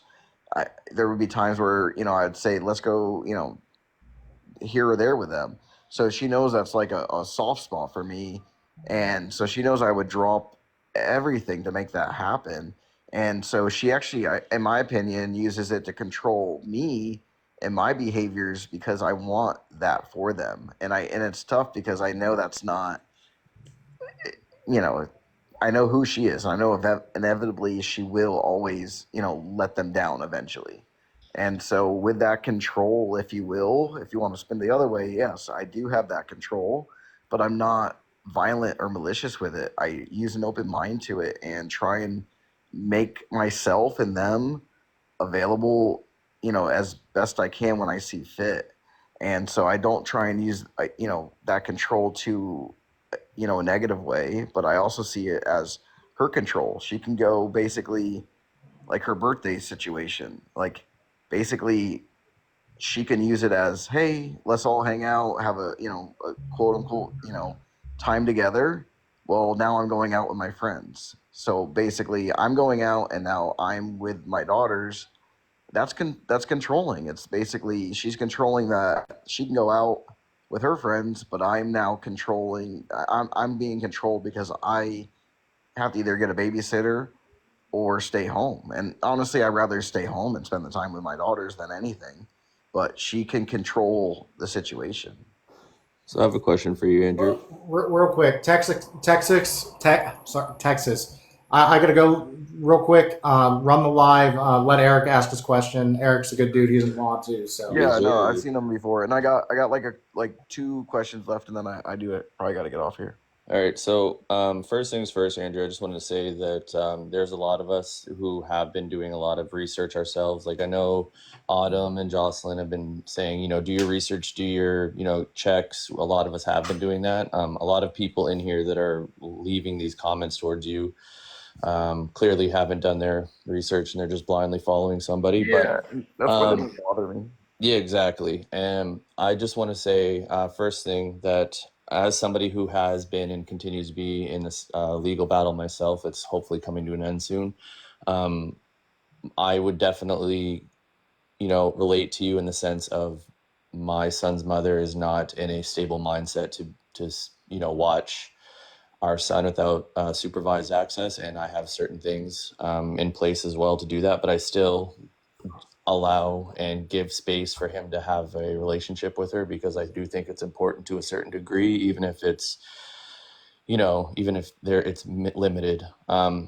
The question I had for you though, because there was a few people that were asking is, with everything going on, with big name creators getting involved and sending thousands of people after you into your page or just talking about you, have you experienced any significant change in your personal life, like work, or if anybody's tried to contact like the kid's school or try to dox you or anything like that?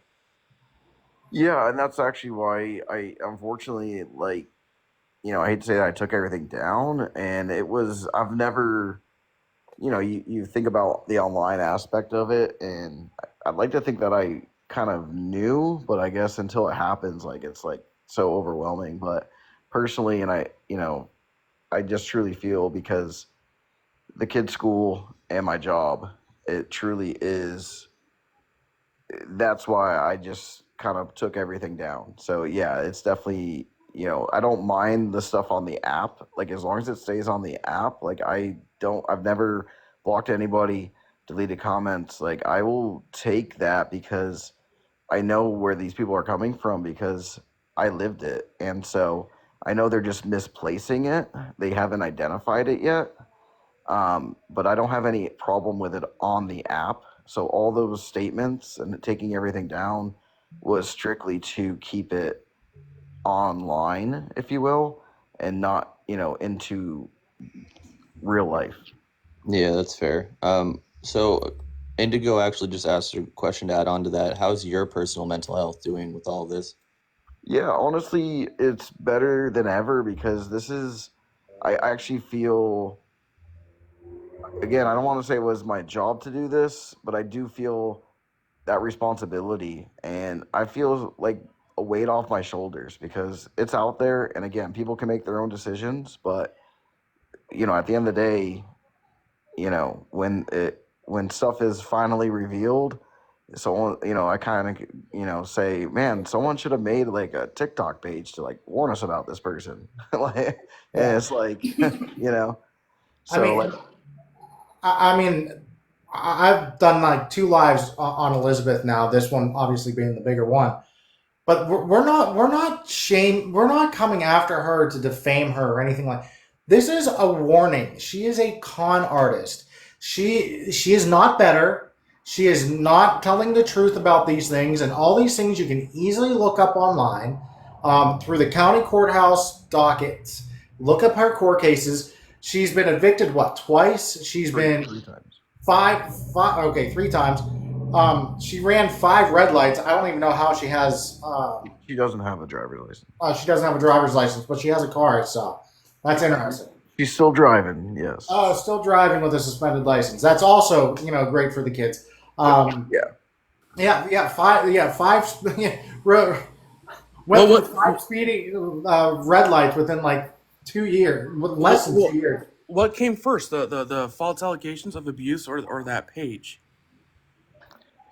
So my page, again, like I don't want to give like that much detail, but basically, people that don't know, behind the scenes, when I had talked to her and I just said like, kind of gave her a chance behind the scenes, and at the point that I saw that the behavior wasn't changing, that's when I, created the page. So essentially, it was after everything. I mean, it was about 8 months after she left that I created the page. I basically gave her, 8 months to try and figure things out behind the scenes before I just said this is definitely, and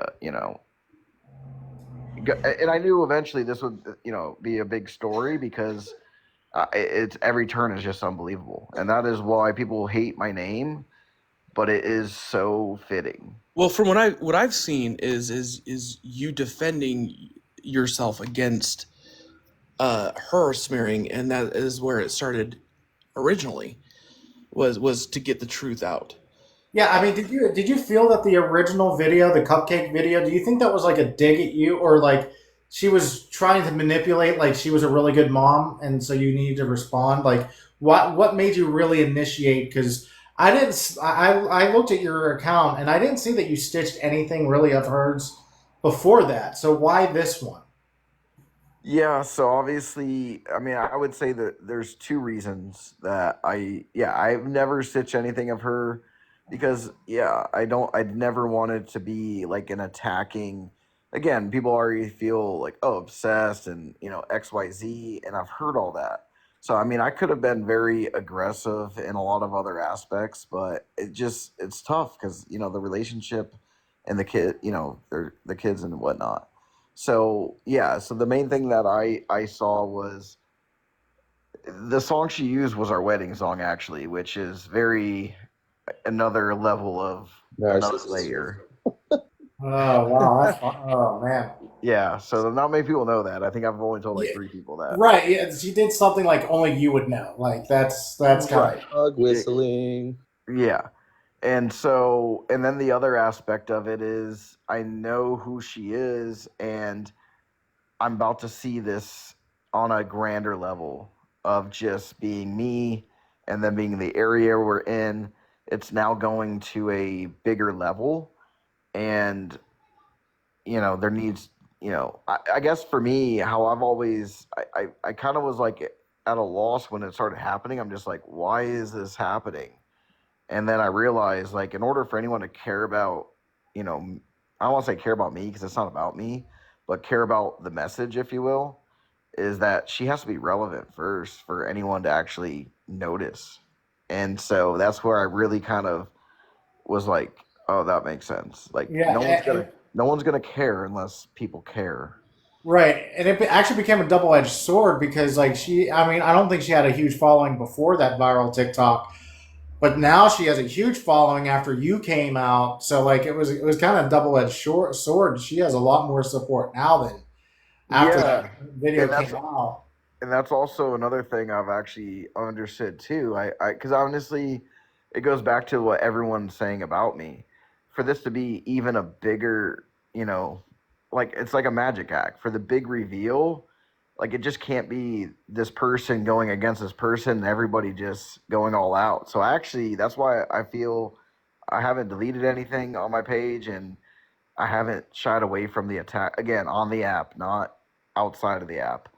But I do feel that is another crucial aspect of this is that it has to have this level of like it just can't be one sided. So like it's actually that's why I've come to terms with first the popularity of it, and then coming to terms of like you know how are people not seeing this, and I realize that people actually have to be in my position of like totally duped in order for this to be like, oh wow, like Yeah.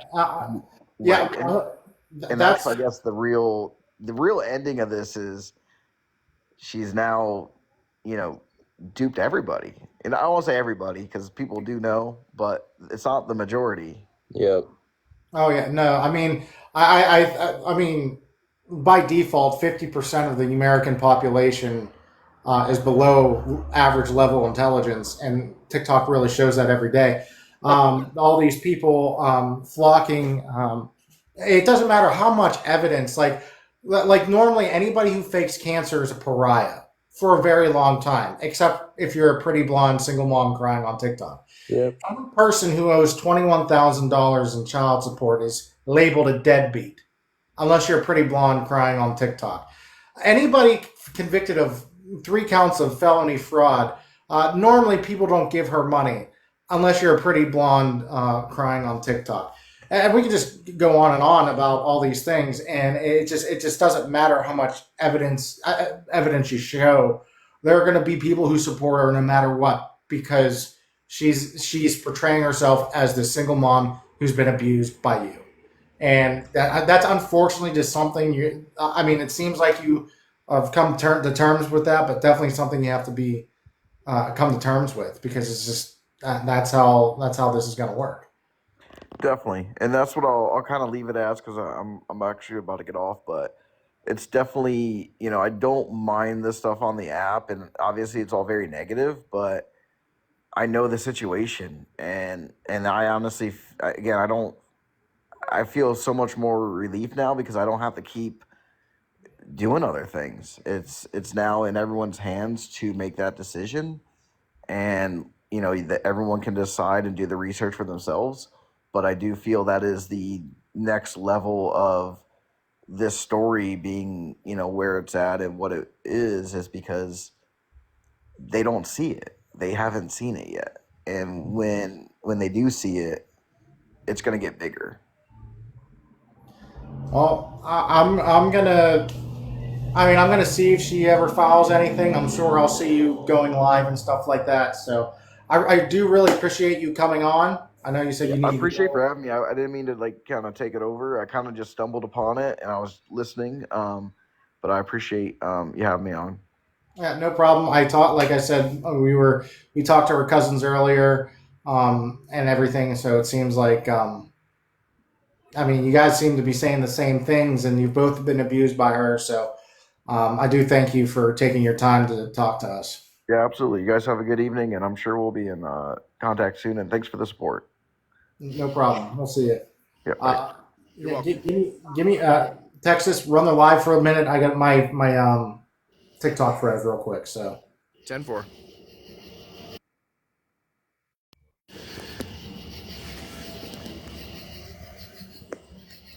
And the comments keep rolling. Yep. So to recap, Hello, everyone. what's that, Hey, Blue? Blue. I said hello, everyone. Yeah, the fact that her own family supports him, or kind of supports his points, at least maybe that they aren't necessarily supporting him, but is backing up all of his pretty much everything he says. okay, should we bring in some people? Yeah. Probably. Yeah, good idea. Now that the family's not here and they can't abuse them, let's bring up some people who want to come in. Let's see. I'll try. Hey, Jay.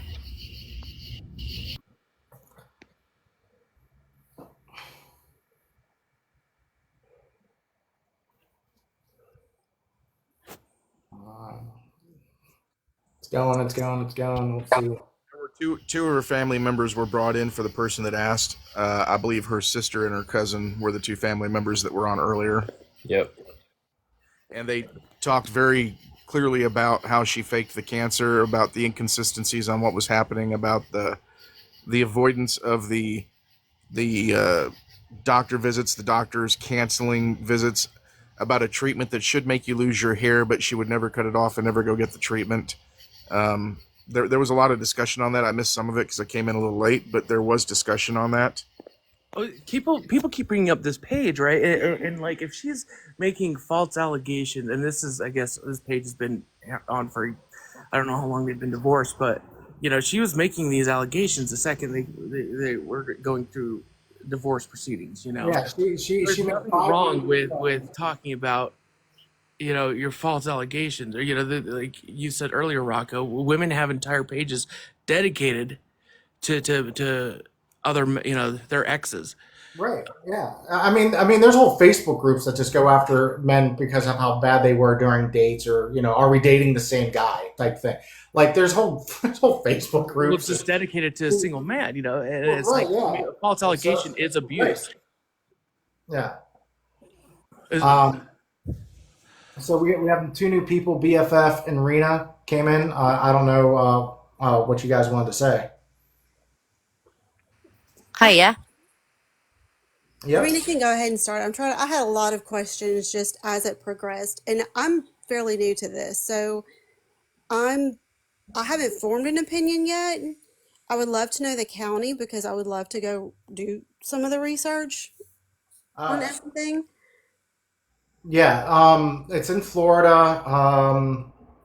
What was the county's name? I mean, it's in 2 different counties.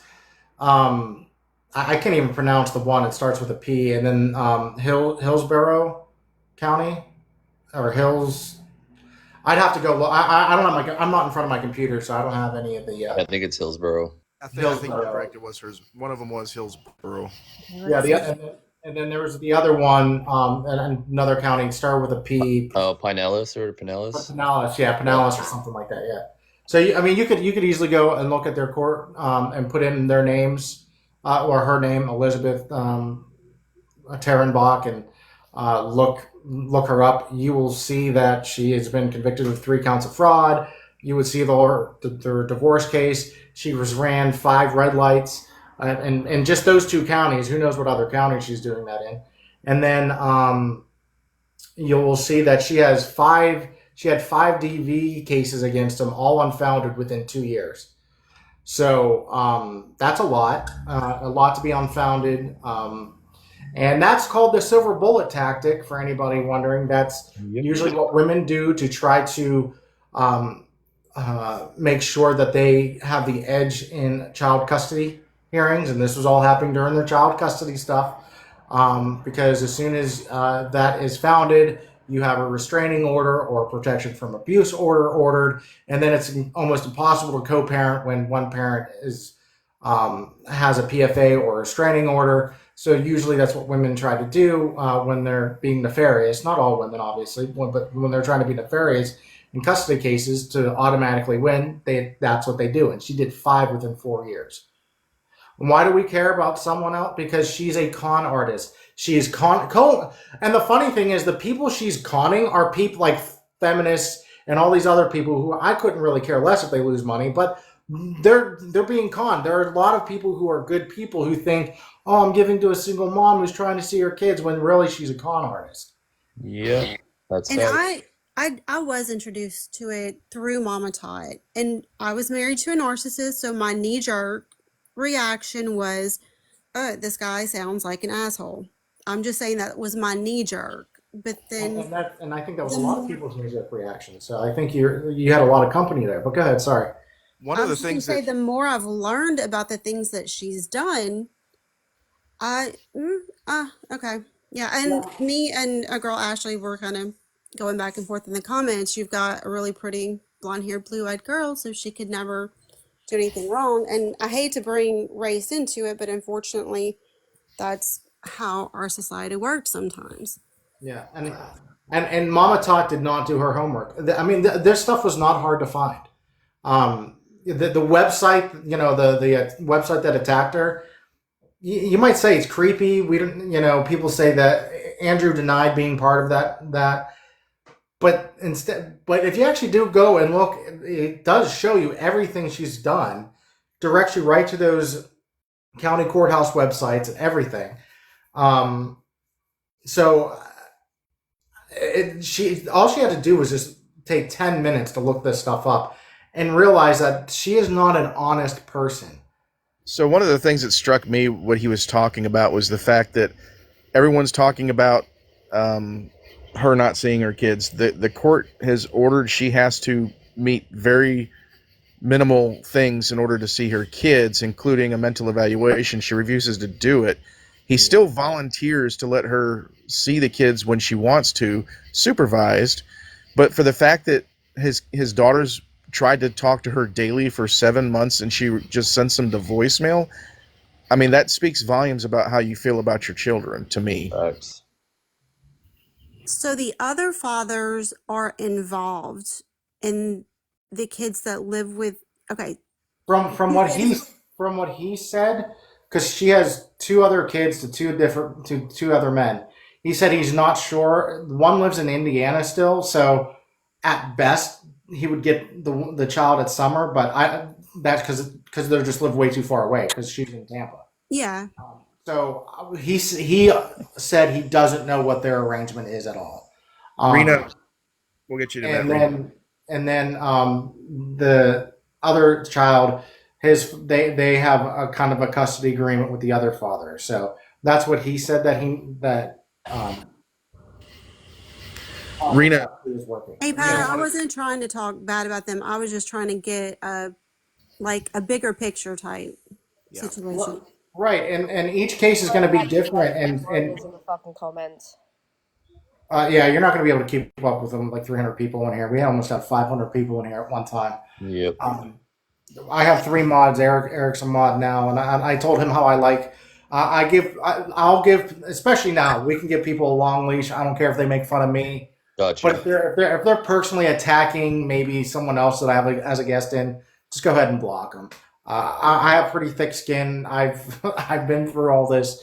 It's all good. So Rena had wanted to comment about her interaction with Elizabeth. So go ahead, Rena. okay. Can y'all hear me? My phone is like not very great. The data's not good. Oh, we can hear you fine actually. Okay, good. Yeah, I actually stitched her video when it was going viral, like before it really took off, and I stitched it because he was just a random stranger online. And I thought it was just really weird the way everything went down. But basically, she mutualed me actually because I stitched her video. So we were mutuals for a while, for like maybe 1 or 2 days until all of the stuff came out. And people started really going after me on my account just because I stitched her. And of course, that was kind of like expected because of all the information that was like just being thrown around. And so I was just kind of like hung out to dry because that day that they were really on my account, like going after it, just commenting, she had took down her page. She just completely went silent, just complete no kind of anything. And I was just like, I don't know what to tell you people. This is just a random stranger that I had stitched online. Like, I just go to her page, go to her ex-husband's page. I don't know what to tell y'all. And so I was kind of just hung out to dry on the whole situation.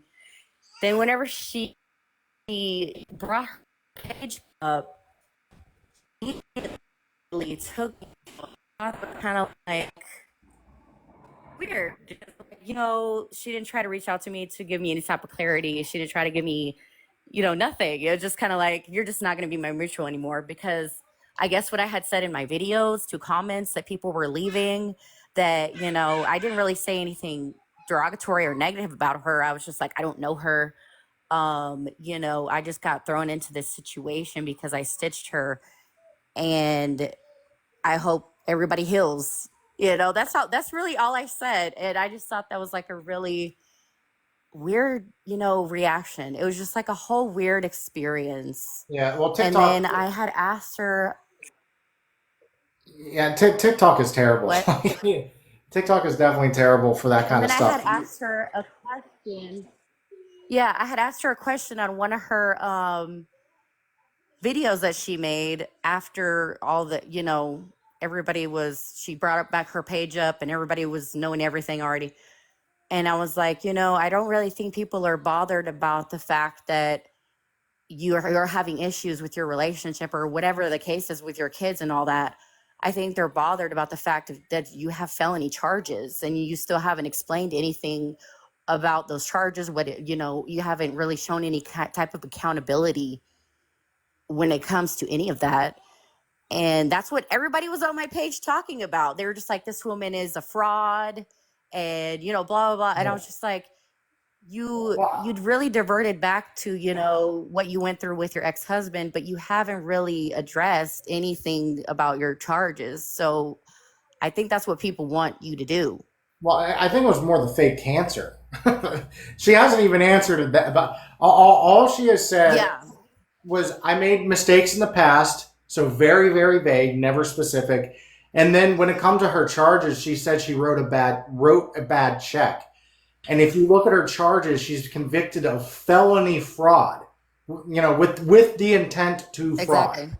Well, So that's writing illegitimate checks. Rocco, that was addressed tonight by Andrew. The fact is, she went to the bank. She got the bank to bypass their protocols to write a check, I think, on a fraudulent business loan. That's not writing a bad check. That's fraud. Mm-hmm. Well, the whole video, the whole video was her portraying to be a single mom, this poor single mom, and that wasn't true. She shares custody with her other two kids, it sounds like, and she doesn't have any custody of the other two. So I mean, that whole video that went viral was a fraud to begin with. Yeah. Yeah, and the weird thing for me is, like, you can be a domestic violence victim, you can go through all of those things, but your character and your integrity doesn't change as a person just because you experience a bad, thing or a person in your life. It doesn't change. So if you're charged or convicted of a felony, that's like your person. Like that's not, not gonna deviate from, you know what I mean? So it was just kind of like, why are you even bringing this up? That's how I felt about it. And I just kind of like ignored everything after that because I didn't know who was telling the truth. I didn't know what was going on. So I was just like, I'm just going to take myself out of it. But that's all I wanted to say on that because I just thought the whole thing was just so crazy. Yeah. All right. Well, thanks for being on here. There's more people that want to come in, so I'm going to drop you, Rena, and then bring someone else in. But thank you for coming in. Yeah, no problem. Yeah, the whole nonprofit thing is mind-blowing to me. So it's not registered or anything. Well, as a felon, you can't register a nonprofit as a felon. But it's also illegal. Like, it's illegal. I mean, what's that money going toward? I mean, are there probably going to a bank account? Yeah, well, I mean, that's kind of what I was insinuating. That's wild. Yeah, that's what I'm saying. I don't believe, and I'll be checking, and I'm sure Andrew will give updates probably, but I'll keep looking to see if there's anything filed for their custody case. I highly doubt there will be. This is how she's going to grift money. Michelle, welcome in. Hi, thank you. So there's just a few things that I want to address that a lot of people that I feel like are overlooking. And one being, we know that TikTok is a money-making app. Off that video of her making people feel sorry for her and staging like the music and then crying and recording herself. I mean, nobody's talking about how much money she probably made off that video, let alone the donations, that she's received. And personally, I felt really bad for her when I first seen that, and then when Andrew came out with all that stuff and I did my own digging, I started seeing her for what she is. She's a pathological liar. And it just blows my mind that she has literally turned most of TikTok against this man that was just trying to warn of a kind of a woman she is, to try to prevent anybody else from, getting scammed by her because she's a professional con artist, And so I'm sorry, this whole thing has just really gotten to me over the last few weeks, and I just really wanted to get that off my chest. Right, and that's just I've been feeling the same way. I mean, I'm not surprised, but like I'm surprised. Like I'm surprised, but not really. But just how much support that a pretty little blonde who cries on TikTok can get. I mean, this is life on easy mode. I can't imagine a dude who owes $21,000 in child support. I mean, that's a deadbeat. Like anybody would be calling that dude a deadbeat who shouldn't have his kids, all this other stuff. That alone. Not to mention a guy who owes $21,000 in child support with 3 felony charges of fraud. The same guy faking cancer, and then living in a very nice house where he would wear nice, expensive clothing with expensive jewelry, and have a $300 haircut. Like people would be like, no one would be supporting this guy, no one, and yet she is getting so much support and money. It's insane to me. Yeah, me too. It just blows my mind. And yes, I have seen Andrew's videos. I seen somebody ask that. I went through every single one of them. And people may look at it as like, oh, he's obsessive. He's bashing her. No, he's not. He's clearly stating facts, showing documents, showing people who she is to prevent any of us from getting scammed by this woman. That's what I see there. Look, I'm going to be honest with you. I'm a victim of domestic abuse. My ex almost killed me.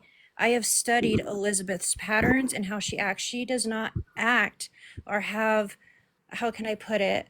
She doesn't show that she's been a victim of domestic abuse.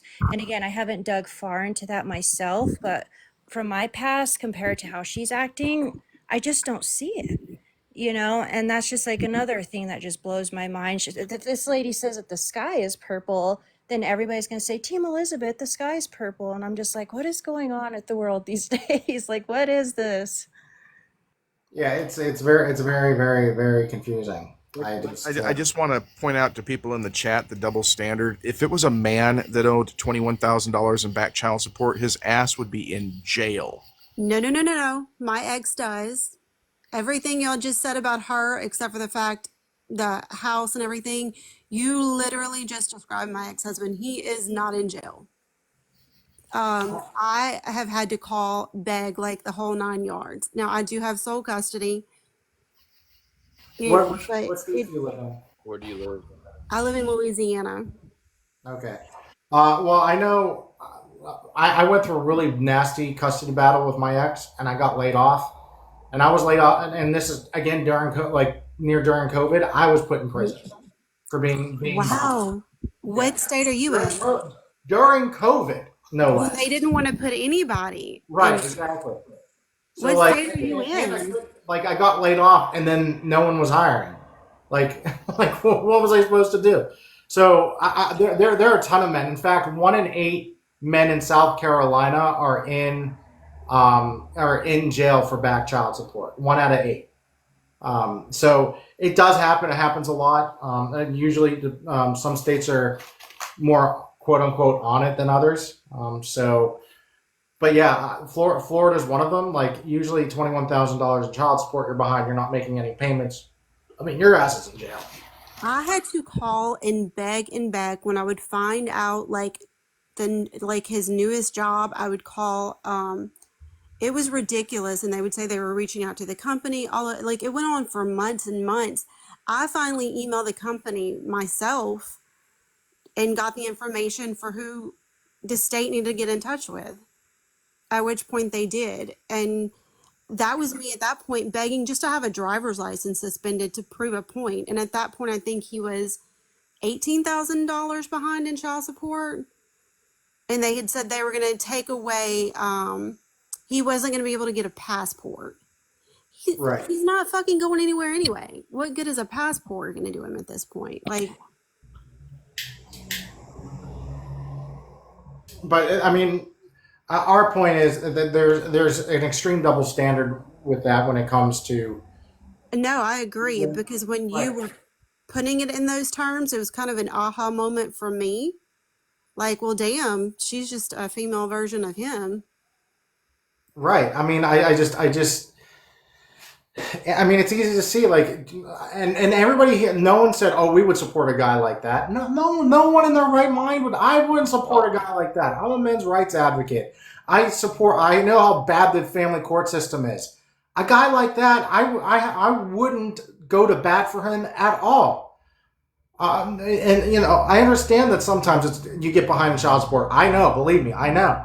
But the fraud, the lying about cancer, the lying to your family, telling your own kids you're dying of cancer, your own kids, that right there makes you a bad parent, period. And this shit didn't happen 10 years ago. This was all in the last 5 years. And the fraud happened last year. And she's running red lights every other week. And she's getting evicted out of all these places. Someone just made a good point, Raka, that I did not think about until they stated it in the chat. All of these big creators are making buku dollars off of this situation. Of course they are. Mama Top, Big Swole. I think Big Swole made a video. Oh, they're Hex. they're making dollars off of the situation themselves. I didn't really think about that. I think Mama Todd's heart is in the right place. I'm going to defend Mama Todd. I do really. I adore her. Well, then I like Mama Tot too, but Mama Tot did zero research on this and came out, and she has a large following. When you have a following that large, you have a responsibility to know your facts before you speak. Real quick, Michelle, I'm going to drop you and bring someone else in. Is that okay? Yeah, absolutely. Thank you for having me. I appreciate it. Yep, you too. We'll see ya. Okay. Sorry, just some housekeeping here. Trying to get anybody who wants to come in now. So. Hello. Hi, um, everybody. Desiree, what's up? Hey, what's up? I'm more of like a devil's advocate kind of person. You might call me a op here. When I first seen her video, I thought nothing of it. Thought like, okay, sad mom, whatever. Seeing his response to it and was like, oh, snap. Like, this is crazy. Like, this is some wild stuff. Like, she is just lying about her life. But then when from the outside looking in, I went and I saw like her page, looked at his page, and was like, red flags all over the place, just seeing obsessive stuff over her. And now, so my question would be: is what he was doing obsessive, or do you really not see it as a warning, like showing who she is to warn other people? To me, it seemed a little bit obsessive. Like when you're in a situation where you have a toxic relationship and you're in and you have their kids or whatever, I feel like the best thing to do is keep it off social media. Unless you're telling a story, tell your story and get it over with. Don't post daily about that person, because when it comes to the courts, like I've been through this situation in the courts with a person that I had to get a PPO or restraining order on, and the first thing they say is keep it off social media. So when I seen that, question for you, Des. Hold on. My question. Oh, go ahead, Rafa. I'm sorry. My question is, let's say someone stole money from you, okay? Conned it out of you, and you see them on social media trying to elicit the same type of behavior, and her trying to victimize other people. Would you say nothing? Would you not create an account? I would definitely put a story out there like, hey, this person did me wrong. But I think when you have a website and you have a correlation series of stories about someone, it becomes to seem a little bit obsessive. Okay, to be fair, and if you want to take his word for it or not, that's on you. Andrew denies ever making the actual website. I seen that, yeah. So he denies that. Believe it or not, there's no proof that he did or didn't. But when it comes to his TikToks, obviously he again, why is telling a story, and especially if you just tell the story once and it just fades away into the history of TikTok and never seen again. That's why he would have repeated things, especially since she's done repeated things more than Right. once It's like get your in the story last out year. there, tag your creator, tag big creators, get this out there, tell your story. But when your literally name of your page is inventing Elizabeth, like He that's explained why that is though. It was I basing off of watch that. Invented Anna, like so I Yes, get but it. Like that's the comparison he was I making. don't, yeah, and I don't. So, like, my tag name is A Father's Crisis, which comes from a book called the A Boy's Crisis. So, right. like, it's not unheard of to make an homage to the type of content you're doing. So, like, A Boy's Crisis talks a lot about little, boys and men's issues, Hmm.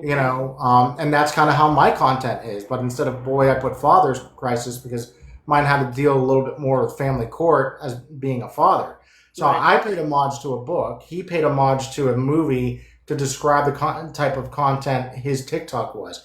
I don't see that being somehow narcissistic or weird or a red flag in any way. Like I had to deal with the courts on like a similar situation, and like when it comes to the courts, the big thing is money and getting a lawyer. And when you get a lawyer, you're going to be seen first. You have a big lawyer, you're going to be seen first. I feel like and this is I'm outside looking in. I mean, the cancer thing that pissed me off, but I really haven't seen any like true proof on it. So I want somebody to Desi. really like show the proof. But Desi, you But realize before Andrew got essentially bullied and targeted by so many people online because of big name creators, he literally, in a course of I think 2 years, I did my, before he removed it all, I'm pretty sure he had at least 40 videos. Mind you, in 2 years, that's not that much. But the fact of the matter is, in every one of his videos that he quote unquote was obsessive about, he had Mm. evidence, he had facts on his videos I stating yeah, what he also said see about. him and the talking. family and hold on, the family members, especially Autumn Sky, although because she's been getting mass reported and stuff. Autumn Sky had video footage of her pretending with a port in her, like a fake port in Yep. her chest, bandana, making it look like her hair was gone, but it really wasn't. This was all explained earlier in this live. You might not have been here for that, but her own family members have come out with the whole like she scammed her whole family. Her uh, um, her father had to come from Indiana to Florida, so her and Andrew could move in with them. Like uprooted her whole family for this, and her own family members have come out and said this, and And if they proved that they were family members by showing photographs of them together. that's all like 100% facts, like I will definitely not support her at all. But like from what I'm seeing is more of a and I don't know, I maybe I tend to agree with women in these kind of situations, so I can Why? Well, um that's empathize to our that. point. That's our point, and that's a huge problem. If you're just going to believe a woman because she's a woman, and then just automatically think the guy's an abusive narcissist, that's you projecting your background, your feelings toward men Well, onto the statistics woman. most of the time is men are doing that shit. Yeah, Oh, I was So gonna I say, I just mean, feel like it's not Hold on. though. It's not true. Unfortunately, to it's say, women 100% true. It's women commit I have rape. to agree with Desi on this. No, not. Listen hold to on, Texas. Go ahead with the data. Um, I can't remember the name of the psychological Bible. Was it the DSM-4 or something like that? My understanding is it was revamped last year for narcissism. 50-50. Men and women are equally narcissistic. Yep.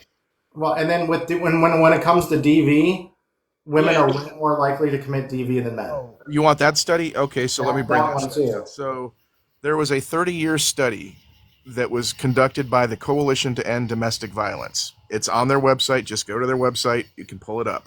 30-year study of data metrics and statistics pulled from 30 plus different sources, including but not limited to DOJ, FBI, Department of Labor, Census Bureau, Department of Agriculture, National Association of Police Chiefs, National Association of Judges, National Association of Prosecutors, multiple family violence centers, and I could go on and on. There's literally 30 plus sources. The findings, boiled down into a nutshell, found women are more violent in domestic violence situations. Women commit more domestic violence and abuse in domestic violence situations. They are 76% more likely to unalive their children than men. The most abusive domestic violence situations are female-female, followed by female-male, and the least violent situations are male-male relationships.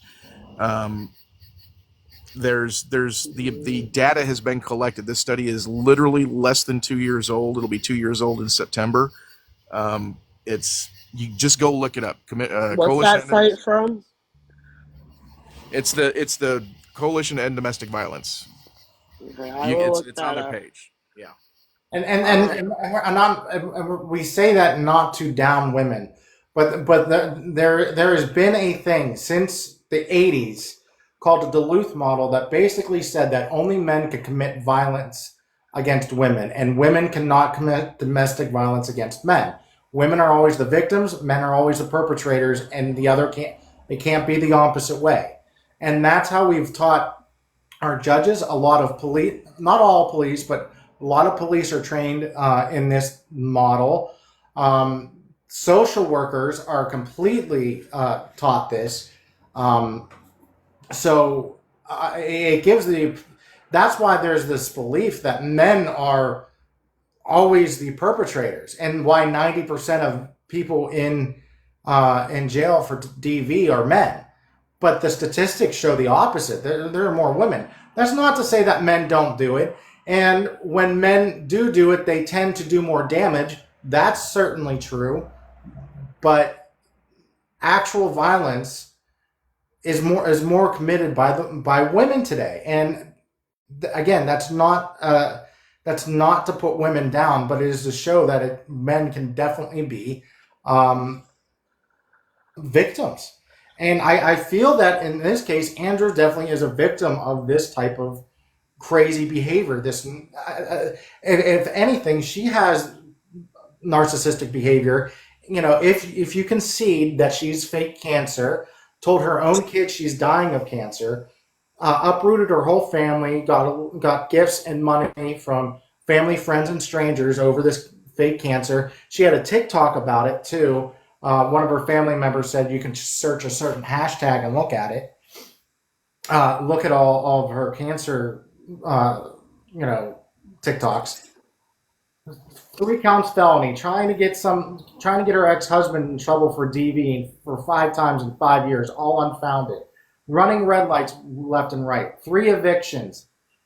$21,000 behind in child support. All this evidence shows a type of behavior in this woman that is dangerous, and she's now still on TikTok scamming people. Yep. And I can understand all that, and I can literally I'm taking that all in. But there's a lot of also other factors that come into going to court. I've seen many. Well, I'm in Pennsylvania, so So am I. a lot of when I went to court, a lot of the judges really wanted the men to be there no matter what. That is, It wow. was when it came to my son's father, there was DV, but there was also other situations where it came concerning to my child, and regardless, it was so what do you want the custody to be? And we had to come to an agreement. They just wanted an agreement, and I'm like, well, I don't feel comfortable with that. This man did such and such in front of my kid, and I'm not comfortable with that. But they still wanted an agreement for him to be around his child. We had a long-term plan. This was my own experience, so whatever. But we had a long-term plan. It went from public visits, supervised visits, to finally having his own visits. And this went through a 3-year period. But one thing I can say is that I would never go online and bash this man, because my kids could find that at the end of the day. I Okay, would never, I but would you never, if he wanted to do that, that's on him. yeah, But but when you're would you as a online, woman tell your kids that you're dying from cancer though? As a mother, would you do that? absolutely not. I don't talk Hell bad no. about, absolutely not. I would not talk anything bad about their father, even though we have our own issues. And I would never talk bad and try to scare them into going there. So, But this isn't about his TikTok isn't about bashing the mother of his children. It is about warning others about what type of person she is and what she's been trying to do on TikTok. She's already been on TikTok with the fake cancer stuff, and now she's on TikTok right now eliciting gifts from people pretending to be a good mom and crying and all this other stuff. There has to be a sense of warning. Like, people are legitimately giving this woman money to live off of The only for a red flag scam. that I was seeing is like the fact that like he doxed their addresses, and on top of that, he was also like showing videos of like blocking her and we're not going to talk to mom. Like that shit did not You realize that people sit can well easily with me. manipulate that data, though, right? Like how? By showing you what they want to see to make the other person look bad. And I just want everybody to know that me and Andrew definitely are secret lovers. Somehow, me living in Western Pennsylvania and him living in Tampa, we make it I'd work. like to interject, Rocco, on this conversation about about all these things about him being a bad dad for putting all this on the internet and the videos. The fact of the matter is there's always going to be a narrative, and there has to be truth put out there to counter whatever accusations are made later. Yes, he made these videos to warn other men, but it's also about maintaining his own reputation on the facts of what took place. He did the videos with documentation and not statistics, but documentation and I forget the word, not research, but the facts. And the fact of the matter is, yes, the kids are going to see this. It's on the internet forever. But when the kids grow up, and yes, it's damaging to kids to be in this situation. No one's denying that fact. But the fact of the matter is, they're going to have mom's side of the story, and then they're going to have dad's side of the story. But they're going to see that dad came with receipts. This is what your mom did. She accused me 5 times of DV. It was unfounded every time. She did this. She did this. She did this. He's not bashing her. He is simply stating facts that are upheld through court documentation. That is maintaining your reputation so that people don't sit there and draw a false opinion of you based on her narrative. Absolutely, he needs to maintain that page to maintain his own innocence in the public view. Why do you think BFF, he deleted it all? Because if he lawyered up, they probably said delete all that shit. No, But he took it down because, unfortunately, and I'll say it, Mama's Tots followers started doxing him, started calling the kid's Yep. school, started contacting him at home, started contacting his business. Her followers got weaponized, even if she didn't mean to do that, and started having an impact on his children and him and himself and his life. So like he to had to bring it hold on down. real quick. Hold on. BFF, I'm going to drop you and bring some more people up, okay? Thanks for being on there. No problem. Y'all have a good night. And you too. That's disingenuous to say that Mama Tot told them not to. That's like having a million followers and telling them, "I'm not telling you to go do this. Don't do this. so why Don't do not this." just leave her like fuck like I have my page, He's I trying like to posting warn her. people Why about not her just leave behavior. her video alone? Why stitch it? Why get everybody involved? Like that's where I'm like, So hold on, Desmond. Do you get mad at women who have TikToks who go after their exes, their ex-husbands or ex-boyfriends who abuse them or DV'd them or anything like that because they're warning other women about him? Do you have a problem with that? I would have a problem with it if they tagged them. They're putting themselves in harm's way. Well, then so the only reason you'd have a problem with them is because it's putting the women in harm's way. Like you literally stitched the girl that you have a problem with in harm's way. So if you're feeling so threatened and scared by this person, when you're actually in a domestic violence relationship, I would not stitch that man. I would not try Okay, to blow up off of their but, shit. but the thing is, your problem wouldn't be that what they were doing was wrong. It's just putting themselves in danger. But you wouldn't have a problem with them trying to warn others, though. No, Only because advocate it's for putting them it. themselves in danger. Advocate for yourself. Let people know. I agree with that 1,000%. But don't. Why That's would you go out exactly of what your he But way that's to did. exactly what stitch? That's Andrew's exactly doing. what That he's is doing. But he exactly what he stitched did. her. He stitched It her doesn't thing matter. He's doing the same directly. thing you're saying you'd advocate for. That's like So if you're literally it's I'm a with double a standard. so if I'm with a man who is narcissistic, has and Elizabeth a is a felon, narcissist. yeah. So if my man's narcissistic and uh uh like claiming all these claims against me, and all of a sudden I make a fucking cake video or he makes a cake video, why would I feel the need to stitch that? to hold them accountable to The one. reason that she does not speak about him is because she doesn't have anything to say. Everything that he is saying is the truth.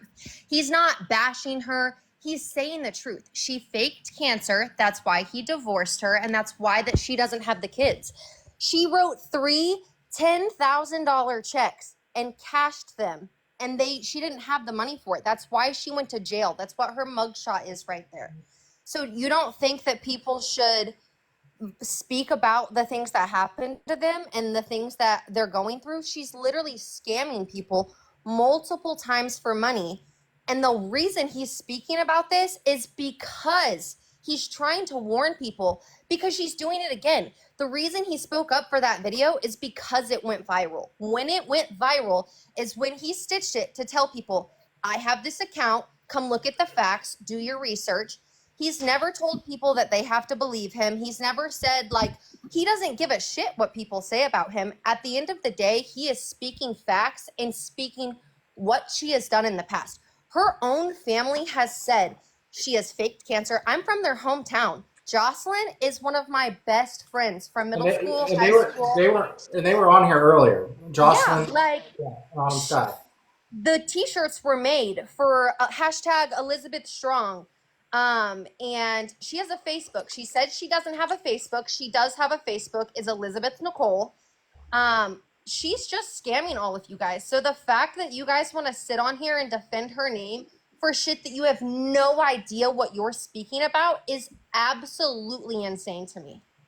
Yeah, someone addressed that. Yeah, are any of you perfect? No, you're right. I'm absolutely not perfect. I'll be the first to admit. But I would never tell my own children I had cancer and was done. That's Her what I want to grandma get is into, in the whole therapy cancer because of story. what she did. Her dad moved to Florida to help her. Her family moved to Florida to help her. She lived with her grandma and grandpa. Not only is her grandma in therapy because of how bad she faked cancer and how long she dragged it on and then just ghosted everyone, but she literally told people that her grandpa, who is alive and fucking well, had cancer and like died. That's not true at all. She sits here and makes up false narratives and puts anything on everyone else's name. She posted a video the other day that she's going to talk about her past. I would love, because, and let me tell you this, in the beginning, I had no idea. I didn't remember who she was. Her younger sister and brother were at the birthday party and stuff that we were at, but I saw on our chatter that she was being talked about, and I FaceTimed Jocelyn and was like, please explain to me, like, what is going on? And she told me pretty much all of that, like, that this is her cousin, sent me the facts. Like, it is public. Everything is public that she has done. Nothing is hidden. The reason she doesn't talk about it, she blocks anyone that posts the facts in her comments. She is literally just sitting here trying to get money. She just was evicted. She's living in somebody else's house, one of her friends in Tampa. She just said on a live the other day that she's moving. She just posted her Cash App and Venmo in her TikTok and also in her Instagram. So I just don't understand where everyone's not believing it. The facts are out there. They're public. Yeah, and then on one of her TikTok, she mentioned she was she to me again, she's eliciting a lot of sympathy for all these different situations. Now, obviously, I can't tell if this is true or not, but she said that when she was 17, she was that was the first time she tried to unalive herself because of all the trauma of her family and all this stuff. And I'm like, at this point, like, to me, it's just crocodile tears. Like, I don't believe a damn one thing this woman is saying. If she went so far as to fake cancer, saying that you were so depressed over your bad life that you tried to unalive yourself, again, now I don't believe it. Like, it's at this point, it's the little boy who cried wolf. And honestly, like, I'm the first one to, like, not, like, fold into white women tears because I know that's what it is. But I honestly, to me, outside looking in, not knowing the situation, you think about the Micahs, you think about the people that are out here who deal with men who have money and can take that route over you, or like, hey, I got money. I Let's know, do but I this. know Let's do men. that. I know men And who spend over $100,000 trying to just get equal custody of their kids and they lose. Yep. Usually the stay-at-home moms have the advantage. If she was a stay-at-home mom, she had the complete upper hand in that custody case if she wasn't a psycho. The fact that he why has did she have full custody custody of is her other all the kids? red flags I really need. So, Des, just to give you a quick analysis of that, just because she has custody of her other two kids doesn't mean if she is "quote unquote" a good mom. In a lot of cases, mothers can get awarded default custody because the dads don't have the funds to actually fight in court to get the custody. Yeah, So and that's maybe the other dads were actually pieces of shit who didn't want their kids. exactly, The yeah. one in Indiana. So, like, we don't know what their cases are like at all, or if these men might not have fought as much as Andrew did for his kids. So, this idea that she has custody of her first two kids that makes no difference. The problem is all this shit that's been going on has been happening the last 5 years. And our oldest child is 5, or with Andrew, the oldest child with Andrew is 5. So all this stuff has been happening recently. I don't know what her past prior to Andrew is. I haven't looked into her in Indiana or whatnot, but her in with Andrew, that's when all this shit started. So for everybody in the comments that's saying it was a custody agreement, they didn't go to court. I'm sorry. Even if they did come to a custody agreement, it still has to go in front of a judge. The judge can alter it. The judge still has the final say, and the judge has to approve it. Right. It still went to court. And you can go on the county court and look. All you have to do is look that they have a custody case, that a judge finalized the order. There is said agreed order right on top, the last thing there. So the judge signed off on it. It did go to court. That's the best all you have to do scenario is for a look up the judge. county records. It's not hard. That's what I did You come to before agreement. I got into this. That's what I did. Yeah, you come to agreement. That's the best. The judge will love you. So you come to agreement before coming into court. They gonna sign off on it. They don't want to waste their time. Right, but Y'all come to But what agreement. mom is like, I don't care what situation you're in, what mom is willing to just be like, oh yeah, let's just sign over my kids? No. I don't care what anyone says to you. I don't feel like that's the story. Right, and all she had to do for the last 3 years was get a stable job for 6 months, get a stable place for 6 months, and get a mental health evaluation and do whatever that mental health evaluation suggested she did. And there was a fourth one I can't even remember, but she didn't even do those 3 things for the last 3 years. You're gonna tell I me work 65 hours a week, and she lives a way better life than I've ever lived in my entire life. Well, she said that she lives off of social media. Oh yeah, well, For Well, there scams. you go. Yeah. Yep, that's the whole point. She said her regular job is social media. I think people asked her what does she do for work, and she said social media. Well, I there you think go. she's Giant red coming flag. out Also with known a as scams. podcast, and I just want to most know. first of all, we all know that's bullshit. She's stealing money other ways. She's writing bad checks, all this other stuff. So I just want to my main problem with it, in general, is the children. I just feel like it all being plastered on social media is ridiculous. And Yes, I but feel she like started the social media. She started the cancer scam. She was public with it. She Yep. started this. The reason he is public is because she is scamming people publicly, and it needs to be known. That's that simple. So but I'm it's actually like from I'm sorry, go actually ahead. from Indiana, and I invited her best friend. So I've only known Elizabeth for a short period of time, and I've hung out with her, I don't even know, like back in middle school. So I wasn't super close with her, but I actually sent all this information to her best friend who actually really, really knew her.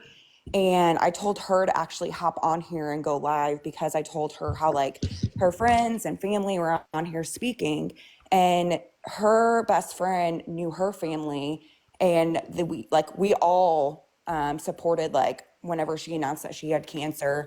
And it still kind of blows my mind because I'm like, how did my dad actually recently passed away? Actually, not recently, about a year ago, as of today, of stage 4 prostate cancer. And it blew my mind knowing that how can you fake cancer and be okay with it? Like and I know that she's posted, I'm regaining my faith back. I'm believing in myself again. I've been working on myself for 8 months.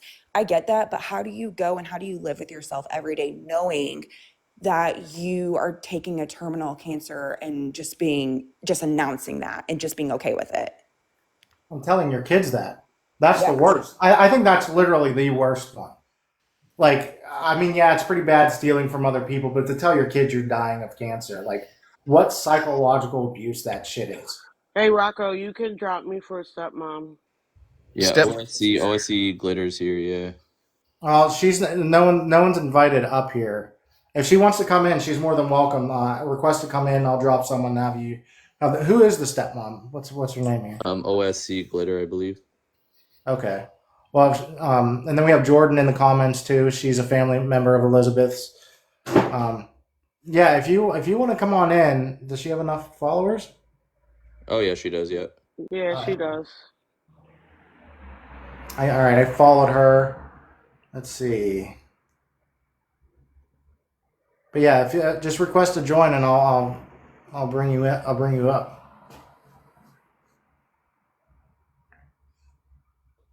Yeah, I just want to hear the facts of like the cancer stuff and all that. I know there's pictures out there. I know there's GoFundMe's out there, but um to me it looked like she had cancer. So I'm just like trying to figure out what the That's fuck what is con it. artists So can I do. actually, All right, hold like I on real was quick, kind of telling Desi. you guys, so her best friend who's from Indiana too with me, she has documentation of everything. And when I told her that you guys did a live and you're doing a live about it to join in, she's like, oh, well, let me know. She's actually leaving a country concert, but she's like, let me know and I'll join in and request in if I can get in. So I told her and I sent her a link to this because she has proof of all these things of showing that she faked cancer. And if it's on her phone, she can green screen it so we can see it all. And Okay. I'll put her. I think I can put her in my place so Okay. we can see more of the screen so people can look at it. Okay. Do So that. so do I Absolutely. just share the live again to her and then just have her message you, or what do you want me to do? Well, she can't message me because I can't get to my messages while I'm live. So just have her come in and request to come in and just let me know who she is. Okay, yeah, because her name's Alexis Lubers, so I'll send her information and have her join in. How do you green screen? Because I have a picture of the T-shirt that somebody posted in the comments of my chatter when she had made T-shirts for her cancer. Let me see if hold on. How many Texas? How many followers do you need to have your camera on?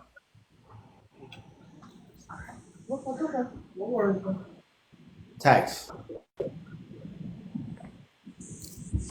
He might not be aware. I think you need to have more followers in order to put your camera on. And that's the only way to green screen is if you have a certain amount of followers. TikTok is so weird. Yeah, so I don't have long. I was tagged on you guys' video, and I don't mean to cut you guys off. No, go ahead. I Sorry. will tell you guys, like, everything you guys are hearing, I am only going to discuss the cancer. That is the only piece I am going to talk about because this is my business account, and I have enough people coming at my business account giving me hell over standing up. I think Jordan will, yes, Jordan will tell you we have screenshots of the shirts. I will tell you guys, if you guys know who Autumn Sky is, she was the other cousin that came out with all the proof, and I made. It was on here earlier. Yep. Yeah, we're taking our videos up, we're taking them down because all it is just causing more problems. It's not helping the solution, and it's causing us more headache. That's why you see us taking the videos up and putting them down, taking them up, putting them down. So on this, guys, she talked on that first video that was like 10 minutes long. And I told Autumn, I was like, girl, I was like, your video is too long. You got to like try to shorten it up because it's so much information. It's just so much information, guys. It's unreal. But on the video, she talks about her dad, Elizabeth's dad, moved to Indiana from Florida. I was engaged to her father. Everyone's like, oh, this is the true Cinderella story because like I'm coming out and talking about this. You guys don't know. I gave up my corporate $500 job for a lie. I emptied out my savings account to buy a house for a lie. So for those people out there saying, "Oh, she's had a troubled past and she didn't mean it," you guys don't understand how deep this really goes, and I'm really trying to hold my tears back right now because you guys don't even know. I now have a family that is dying of stage 4 cancer. And I am in Florida. I'm no longer with her father. I think everyone can figure out why I'm not with her father. And I'm not here to I appreciate your prayers and everything, guys, but I'm not out here like Liz was out there saying that, pray for me and my family, because we're not like that. We're not like that, guys. We don't want that. We're out to expose her. And that's why I don't tell people that I have a sick family member right now. And I am in Florida because of her lie. Because I stood beside my man and I made sure that his daughter was taken care of. I was supposed to give her part of my liver. So that liver story is true. You guys have no idea how deep this rabbit hole goes. And so many people are talking about it and they don't know because they didn't live it. I did. I lived it every day for 3 years, guys. And then the bad check, I will touch on that for a quick second because she brings up the bad check for a split second and she goes, "Oh, I wrote a bad check, guys. Everyone makes mistakes." Guys, this is not one check. This was multiple checks. Not only was it multiple checks, but it was grand theft. Grand theft, people. Like, I know we all screw up, but I can tell you right now, I didn't screw up that bad. The only thing I screwed up was putting up with this as long as I did, giving up my job, my life, my family, my friends, for people to sit there and call us and tell us lies and talk about a subject that they know nothing about. And the thing was, I was so new to the family, I didn't know who I could talk to and see if this is real. It's real, guys. You guys don't know, and this isn't the first scam. That's the sad part. There's other scams, but we're only keeping to the cancer because that's the only one that people will listen to us about. There's many more. Everyone take notes. Everyone take notes right now, okay? Because I'm gonna tell you something. You know her name, you know her first name, you know her last name. Look her up on LinkedIn. Look at her college degree. Someone else said they're in here from Indiana. She says she graduates from Purdue University. Does anyone know what Purdue University is known for? They're known for engineering. My sister graduated with a graphic art design degree there. They are not known for medical. If you want a medical degree, you will go to IU University. You cannot get a medical degree at Purdue University. But her degree literally says that she has a MD, don't quote me, MD or BS, on LinkedIn, guys, she just took her picture down 3 days ago, that she has a degree in medicine and surgery. Has anyone ever heard of a degree of medicine and surgery? I went to school. I went for criminology psychology. That sounds like official stuff. That medicine and surgery, that does not sound official. Okay?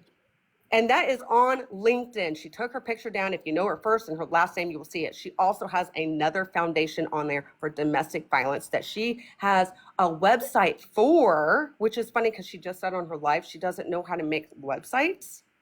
Well, what about the coffee website? And now we have a domestic violence website. She can't, everyone's offered to open up a GoFundMe for her. You know why she won't let them? Because of the fake GoFundMes for her cancer. That's why she won't do it. That's why she's telling everyone, "Oh, just Cash App me. Oh, just Venmo me." That's why she's telling you guys that. Does it make sense, people? Like, wake up. I'm not trying to yell at you guys. Like, it seems like on here, everyone's got a straight mind, but everyone else needs to listen. Her math ain't mathin'. Why won't she let you guys make her a GoFundMe account, but you can send her Venmo and Cash App? Does that make sense? It makes sense if she wants to scam people. Right. This isn't her first one, guys. This is not, the cancer is the only one we're talking about right now. I brought up a couple other things just to try to shine some more light on stuff for you guys. Like, we've been living this for 3 years. Oh yeah, she also said today on her live that she doesn't want to do shirts because other companies take the money. Because she's all about the money. She has not worked since I've known her. I will tell you that straight up. That house that she's living in, the website that was made, I do not know for a fact that Andrew did not make it, but I will tell you when I read it, I knew Andrew didn't make it. You know how? If you read that website, Andrew's name is all over that website. Her mother's name, first and last name, is on that website. Her sister's name is all over that website. If everyone else's name is on that website, but when you go to her financials, when you go to her financial report and it talks about her housing or something like that, it says Mr. ABC. Now you want to tell me you have plastered everyone else's names on their first and last names all over that website. But when we get to your financials, it says Mr. ABC. Is this possibly the guy she stole $1 million from? I truly feel it's his son. I don't know. Well, yeah, because his son wrote a letter to the court for her, I think in her fraud case. Yes, I can't speak for fact. That is just what my personal opinion is, and that is not factual. Like everything else I've said is factual. Right, I looked it up, and I bought the court document, so I actually have the email. Okay. So you can buy those court documents. The email was from this man's son, and it sounded like she was kind of being a sugar baby. Like it seemed like she was trying to be a sugar baby to him, and she stole like $1 million. He also accused her of stealing his credit cards and buying hotel rooms in North Carolina while she was still out on bail in Florida, which I know is a big no-no. You can't leave the state when you're out on bail. I cannot speak of that because I did not live that. I was I remember her going. I don't know if I was still involved in the family then or not, and I'd rather not speak on that because that's not something I know for a fact. What I know for a fact is the cancer is a lie. Her LinkedIn is another account. It also says that it's registered through the Florida state. It is not. It is not registered for Florida state. It is also, you have to be registered with a nonprofit organization, and you must get a 501c3, something like that. Do not quote me. At the very end of her Fear for Fierce or whatever her thing is, it's also on LinkedIn. It's also on LinkedIn. Yep. It's a purple picture. If she has not taken it down, someone needs to screen record that website. I have not yet. And no felons are allowed to create a 501c3. Okay, well, you have that. And then also, if you look at the very bottom of that page, I don't know if you have a computer in front of you. If you have a computer in front of you, seriously look at the very bottom of that page. It says she has a 501c3. Well. At the very, very bottom, like scroll past everything. And before she says, oh, that's not my website, and I hope someone screen records this website because you know she's going to take it down in a matter of days now because I'm exposing her. But I'm telling you right now, there's even a really pretty picture of her on that website. Yeah, I mean this really is pretty privileged. That's why I feel like most people feel bad for her because she's No, don't feel sorry for her. Please do not feel sorry for her. No, but that's what people are doing. They feel sorry for her because they see these tears. I recognize it as crocodile They tears. are using their personal trauma to relate with her. Right, they're projecting. And it's so sad, and I understand a lot of people are talking about subjects they don't know, and I would feel sorry for that video too if I seen it and I didn't know who it was. Okay, I just want to say, guys, like it's all real. I have lived it, and I know I'm like speaking really fast, and I'm like borderline tears. You guys just don't know what we went through. I can't imagine. And it's just me. Like, I'm just saying, this is just me. I can't even speak for the rest of the family. I can tell you stories about other people, but I'd rather not bring people in that haven't stood up and like don't put their names out there. I used my account because I had, and the other people are like, oh, you're out for the views. No, I had 65,000 followers before I started this. I think I've gained 500 haters. Okay, that's it. Please note that's the only thing. Purdue does not offer that degree. Thank you. I know. I'm from Indiana. I went to Indiana State University. But thank you for putting that on there. I really like how you guys are fact checking everything I am saying because I'm seeing it in the comments. But I'd rather not put other people, I don't want to speak for other people. I just want to say that, I am not out for anything and gaining this, and I am coming forward because it's just time. And I slingshot my account because Autumn had a very brand new account. She could not go live, not many people know her. And I had 65,000 followers, and I knew my team, my customers didn't know what I went through. And I finally came open and told people, and I go, please follow this other account. And they're the ones, and a lot of them are in here right now, and I've seen them in the comments. And I want to say thank you, team. Thank you to everyone that supported my company to blow up Autumn's account, because this is getting more and more exposed, because I know everyone's attacking Andrew. But if you see more and more people coming out saying the exact same thing, guys, and she'll tell you, oh, just look it up. But you don't have to, because I already did. That's what she does. We are literally giving you guys the facts and telling you, don't believe us, but here's the website to go to look at it. And you're going to see this exact same picture that we're showing you right now. But here's even the link. So I want to say thank you. Look, my whole team's coming in here. So many of my customers are coming in here right now. You guys really don't know what we went through, and I really appreciate everyone that's like helped us. I had a girl, I was bagging glitter orders the other day, and no haters have come on my lives yet, which I'm so grateful for. And some lady who I do not know was not part of the family, it was not a customer, literally said, thank you for standing up, Jessica. She got me for the cancer also. I think the lady gave her money. I don't know. And I started bawling. Because we are taking on so much heat and so much hate. Yeah, I mean, the internet's unforgiving. Well, I know, because I'm on TikTok. I get it. Like, I understand, but I'm literally using my business account to expose this a little bit, and I'm taking a risk myself.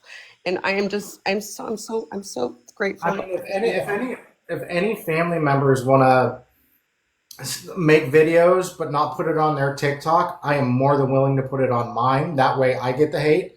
I personally thrive on the hate. I had an account that had about 50,000 followers, and I was getting daily death threats, and I would sit down in the morning and read them all because I thought they were funny.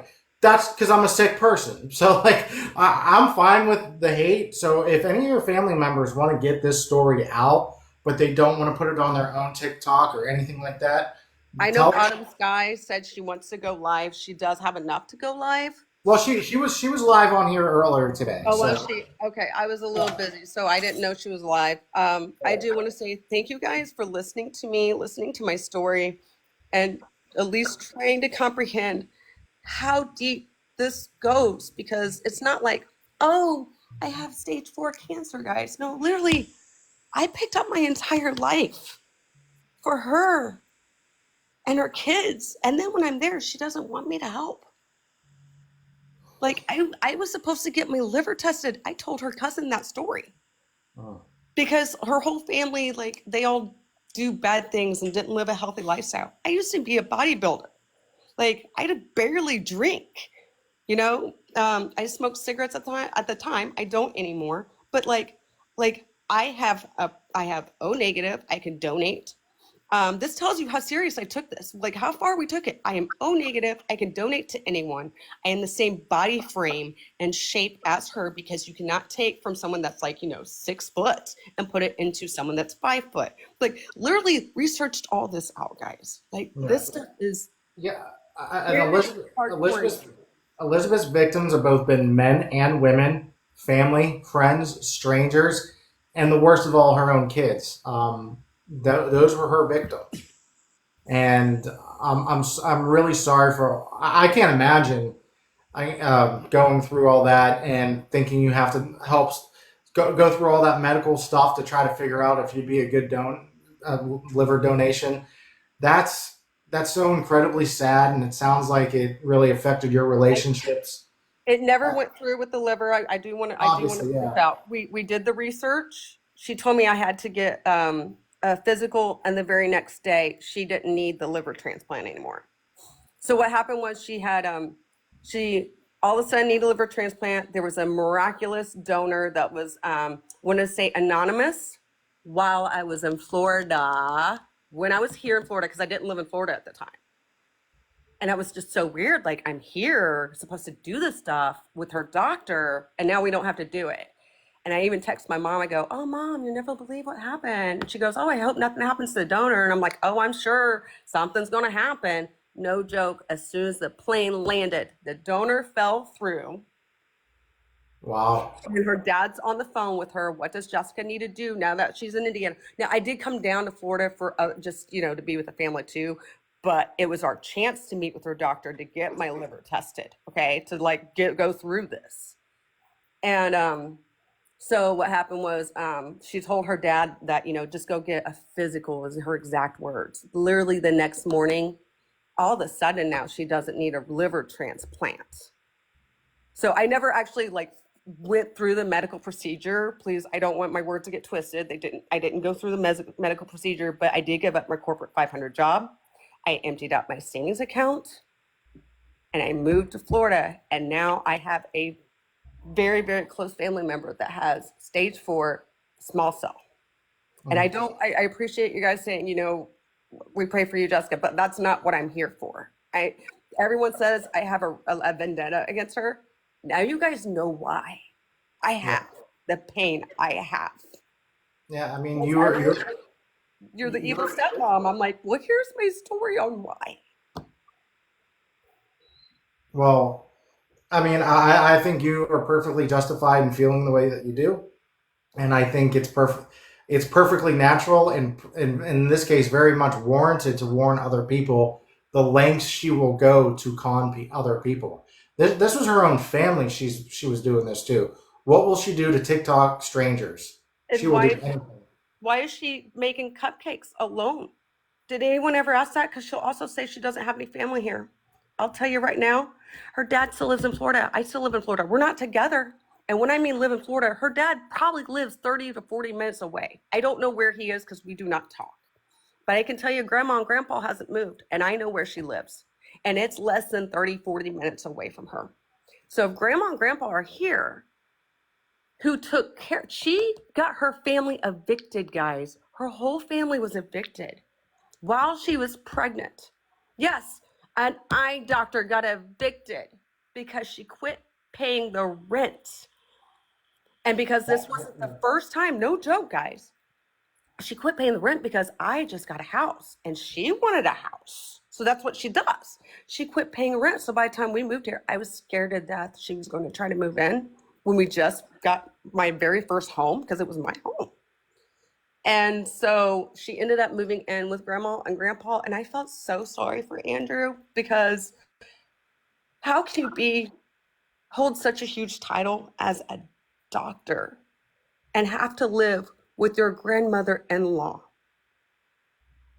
while she has cancer, while she's pregnant, guys? And her grandmother was there, and you want to tell me, we were there a lot.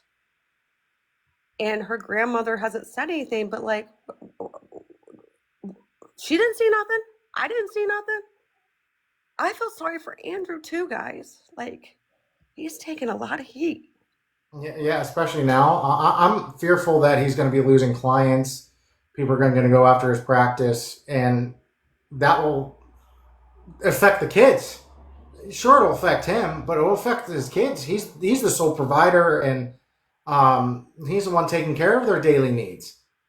She owes $21,000 in child support, and so he's completely at the mercy that he still has a practice, and people want to go after him. That's the other thing. Yeah, I know a girl. Yep, Jordan just said on there that there's a girl that said she's switching clients. If you actually look at her video, she tags me in it. She actually tagged me in it. I think I saw that. Hopefully, so some people want to, because this story is going viral, there are going to be other scammers trying to attach themselves. Yeah. I hope she's not a client. But it could be that could be completely faked for her to get attention. Yeah.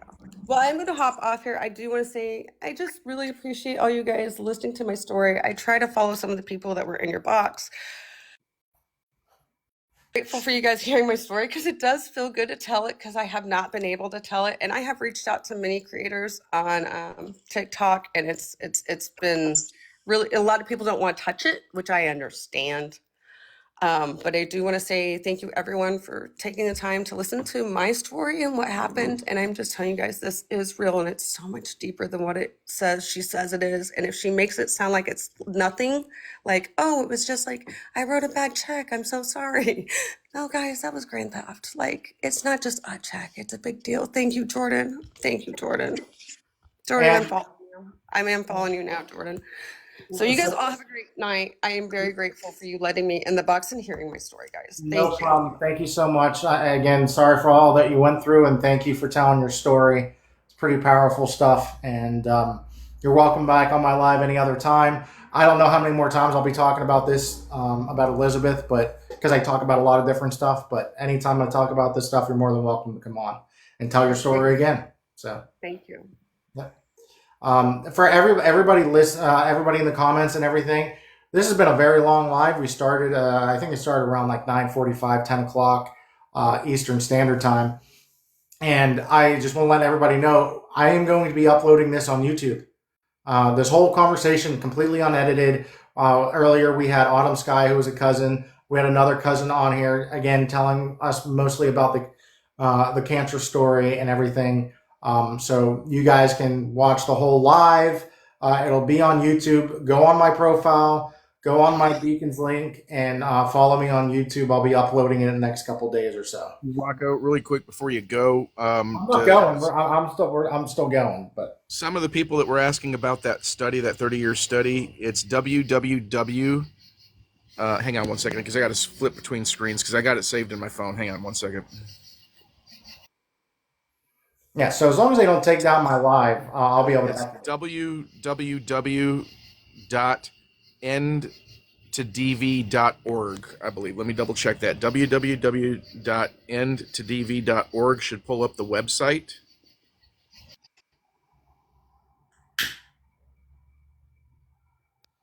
And it's the coalition.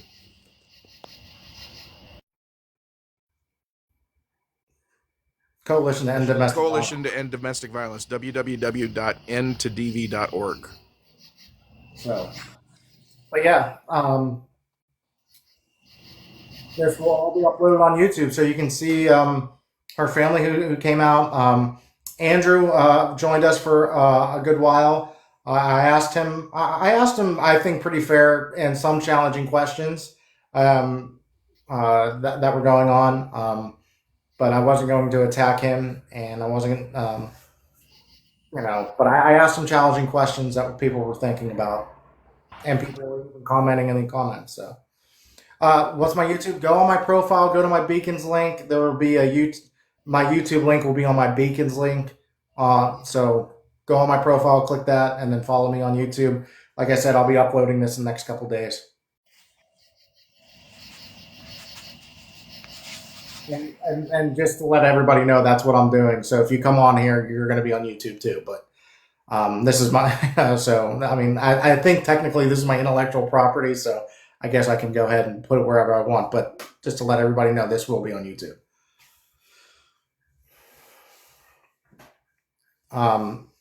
Aunt Sis, you came in, and I don't think you said anything because the mother-in-law came in. So would you like to say anything? Yeah, I just kind of wanted to make a call out in regards to Elizabeth's cancer journey. It was it's alleged, I'll say alleged for now, that it was false. There's a majority of us that supported her back then in 2020, that felt for her. Was this on TikTok or somewhere else? It was both Facebook and TikTok. So she was on TikTok under the Chromier I think it was Chromier Corner is what she was under TikTok as, which if you search for her now, she's got everything taken down. And then on Facebook, she had a group that was Elizabeth's lymphoma journey. And obviously we would use the Chromier strong hashtag. So a lot of things cross between the social medias. I do also have screenshots from the shirts and pictures in the Facebook group, and it's Would you be able to show them right now? yeah, I can. That's what I was gonna try to do. I just didn't know if that was okay to do. Oh, absolutely. Yeah, this is all about proof and everything. You have more than so. I think you. Yeah. So if you turn your camera on, and then I Yeah, think you that's what I go was into gonna do. effects And I just want to make it clear because I've been in your chat. I was on here I think the other night, and then I've commented back to a few people this evening. And a lot of us, a big reason was because she disappeared and none of us knew what happened. She shut down the Facebook group, she shut down the TikTok, and so no one knew what happened to her. It was kind of like we were all following this passionate journey that she was on, and so supportive of her and just wanting to support her, and then it disappeared. And so it was kind of like a hit in the face when it all came out and you realize that she was the person that you remember from 2020, and you're going, oh my gosh. And then you start hearing these allegations that it was all faked. And then you look, and what really hit me, and just to make this clear, was the Maggie Russo case for TikTok. I don't know how many of you are familiar with that. I am unfamiliar. She's So a give a quick TikToker from, synopsis. yeah, so she's a TikToker from last year that was actually charged for faking her cancer on TikTok. And a lot of the pictures and stuff that Maggie Russo had posted, I started comparing to Elizabeth's, and I was like, holy crap, she did the same thing. And that's when it really clicked for me that she really did fake it. Because it wasn't until that moment that I was like, holy crap, like it's true, like she really did fake that journey. It wasn't it Yeah. So anyways, I'm gonna Yeah, go ahead and look for your and then you can green screen. I have you on the big screen right now. I can green, right? So, just quick question for you while you're looking for that, sis. When everything kind of unraveled the way it did, what was the overall reaction as like somebody who's kind of been around since all that happened? Was there any like fallout from it? In regards to Like support, like Yeah, people? there's the fake. Yeah, there's the fake port, bandana. Yep. so this is one. And then here's the actual group that we were in, the Elizabeth lymphoma journey. And yeah, I mean, when you're getting hit in the face with these allegations that someone that you supported that long ago, like my biggest concern, like obviously, we donated money, and it like that sucks, right? That was 4 years ago. So it's like, okay, that's 4 years ago. It is what it is. But the biggest thing is now you're hearing allegations that she's scamming other people, and she has a possible 501c nonprofit scam happening. And it's like, if she was so bold to do this, what else is she doing? And that's the biggest concern. Right, and like I said, we've had her family members on here, and what she did to them was terrible. Obviously, we just heard what she did to her mother, her stepmother, and yeah. If she's willing to do that to family, what is she willing to do to strangers? And the shirts, as you can see, were done by her, and her name was, and that was her married name. So that was her married name when she was married to Andrew, and her maiden name is Brock. Right. So that's clear, because I know a lot of people were confused about why it was Comer Strong and not Brock Strong or Elizabeth Strong. So that's Andrew's last name. Yeah, that was Andrew's last name. And then this was one of her posts. This was actually a video, but and she was pregnant at the time too. So because like I was showing one of my friends, and she was like, well, how did she have the hospital stuff? And she was pregnant at the time. So she was going into the hospital, obviously, for checks or whatnot. So I'm sure she had access to some things. Right. Andrew was on here earlier, and he was telling stories about how he would take her to the hospital for her checkups for her cancer, and he would have to stay in the car. So he would stay in the car, and she would go in for fake appointments and just hang out in the hospital during COVID, during the Asian flu. You know. Yeah, and I do want to point out too that some of these are not my original screenshots, that I found these from other people, because I tried to get into my old email where I Hey, I don't want to interrupt, donated. but was that her kids on that picture? Oh, you're right. I probably should not. No, I don't care about that, but she's so worried about, oh, her kids are, this is about her kids. Her kids are going to see this, da da da da da. But she has her kids right there on a fake cancer journey. But I think is one of Aunt Sis is in one of those pictures is one a boy and one a girl, because that might be her two oldest. That's not Andrew's. Let me I'm look. not sure. I just think it's crazy that she's willing to post that publicly, but then wants to slam him for posting all of the facts and then bring her kids into it. So it's the oldest boy, the oldest girl, and then a youngest girl. So all the kids are in that photo. Correctly, and Minus Andrew, the one she was pregnant with. yeah, Andrew had said she was pregnant, I think, during that cancer scam.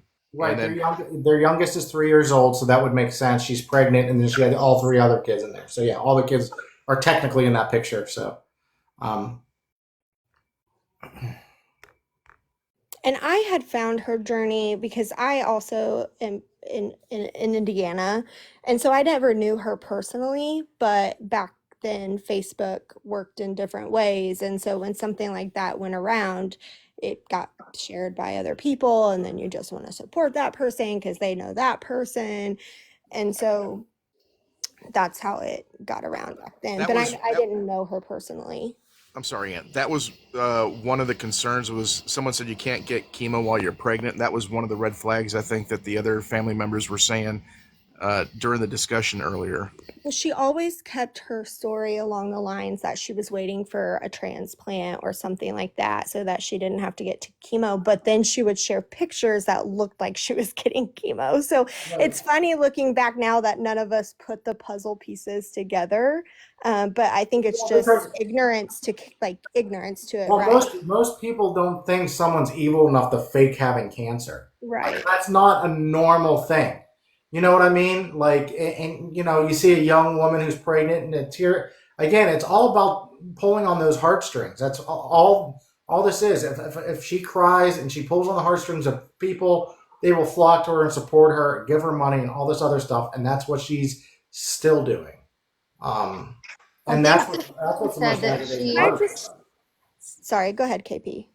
Sorry, I think the family said that she had like an emergency C-section or something scheduled, but it kept getting like canceled. But she was on some medicine. I don't remember what they said, but that's how they found out, or I guess that's how they connected the dots. Like, something's not adding up because the medicine that she was on, one, I don't think you can take if you're pregnant. And two, she would have lost her hair, and she didn't lose her hair off. Yeah, that they addressed that earlier. I think they called it Riptor or something like that. It was a medicine. Started with an R, yeah. Yeah. She would lose her hair, and she couldn't do that while she was pregnant. And that's, I think, what finally got people thinking about what's going on. Yeah. And it was 4 years. And funny thing is that 4 years ago that was her journey. My son had open heart surgery at the same time, so my brain doesn't work the same as it used to. But it's just sad. The whole situation is very sad, and so I do keep her in my prayers because obviously she is going through something to have to keep doing these situations, and it's sad. It's sad all around for the family of her and the kids and for him, and it's just sad.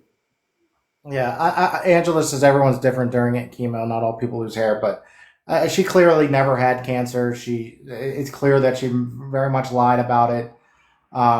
She doesn't have a port scar in her chest.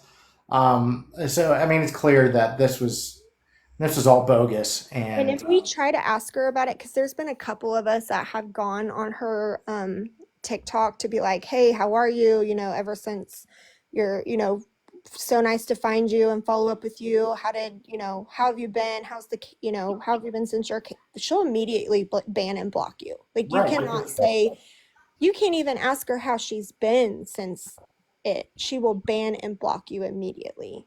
Yeah. Yeah, I was trying to be on her live earlier, and I just asked that basic question. The moment that came out, instant. She didn't even respond to it. So Yeah, I don't want to say anything more on her lives because I don't want to get blocked because I want to kind yeah, of that's fair. keep tabs on what's going on. But I'm sure eventually she might just block me because I've had her family on here and Andrew. I'm sure I might already be blocked. Who knows? So. But that's all I had to say, really, is I just feel for those. I'm sure, and I'm surprised that more people from then haven't came out. I've seen a couple people from that have realized that she is the Elizabeth from back then that have started to like say things, but I'm sure more people that it starts to click for will start to come forward as well. Yeah, me too. Because that's insane. It's just insane that how that has happened, and I mean, I keep saying I'm surprised, but I'm not surprised at the same time. I will never be surprised at the depravity some people will go to, and faking cancer is pretty much pretty close to the top of one of the worst things you can do. And scamming your family and tell your kids you have cancer and you might die. That's the worst thing. One of the worst things as a parent to do. Like to make your kids think you're dying. That's insane to me. But Well, thanks for your time. I'll hop off for someone else. well, Aunt Sis, I really appreciate you coming on here, and thank you so much for the evidence that all these people were asking for and everything. Even though like a lot of this stuff I've seen, and it's really easy to see. You just have to take 5 minutes out of your life before you start giving your hard-earned money to a scammer. Yeah. So I appreciate you showing the evidence on here and everything. So Thank you. Have a good night, everyone. have a good one.